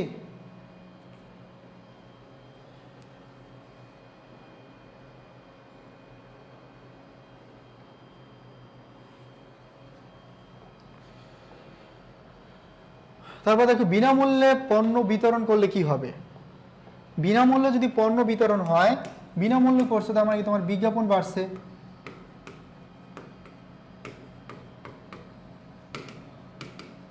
এবং যেহেতু পণ্য বিতরণ মানে পণ্য কমে গেছে, পণ্য কমে গেলে কি? ক্রেডিট, ঠিক আছে? তার মানে বিনামূল্যে পণ্য বিতরণ করলে বিজ্ঞাপন হিসাব ডেবিট এবং ক্রয় হিসাব হয়ে যাবে ক্রেডিট। বুঝতে পারছি? বিজ্ঞাপন হিসাব ডেবিট এবং ক্রয় হিসাব ক্রেডিট। বিজ্ঞাপন হিসাব ডেবিট এবং ক্রয় হিসাব হয়ে যাবে ক্রেডিট।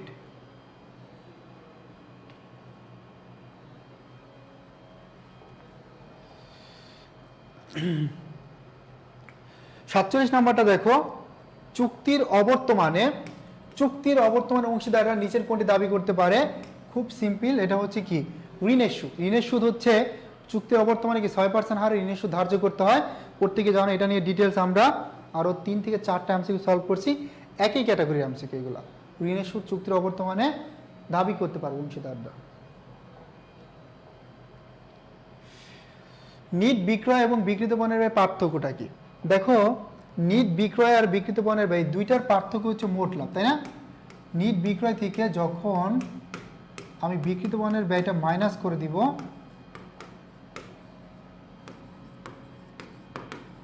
তাহলে পেয়ে যাব কি? মোট লাভ, তাই না? মোট লাভ পেয়ে যাব। বুঝতে পারছো?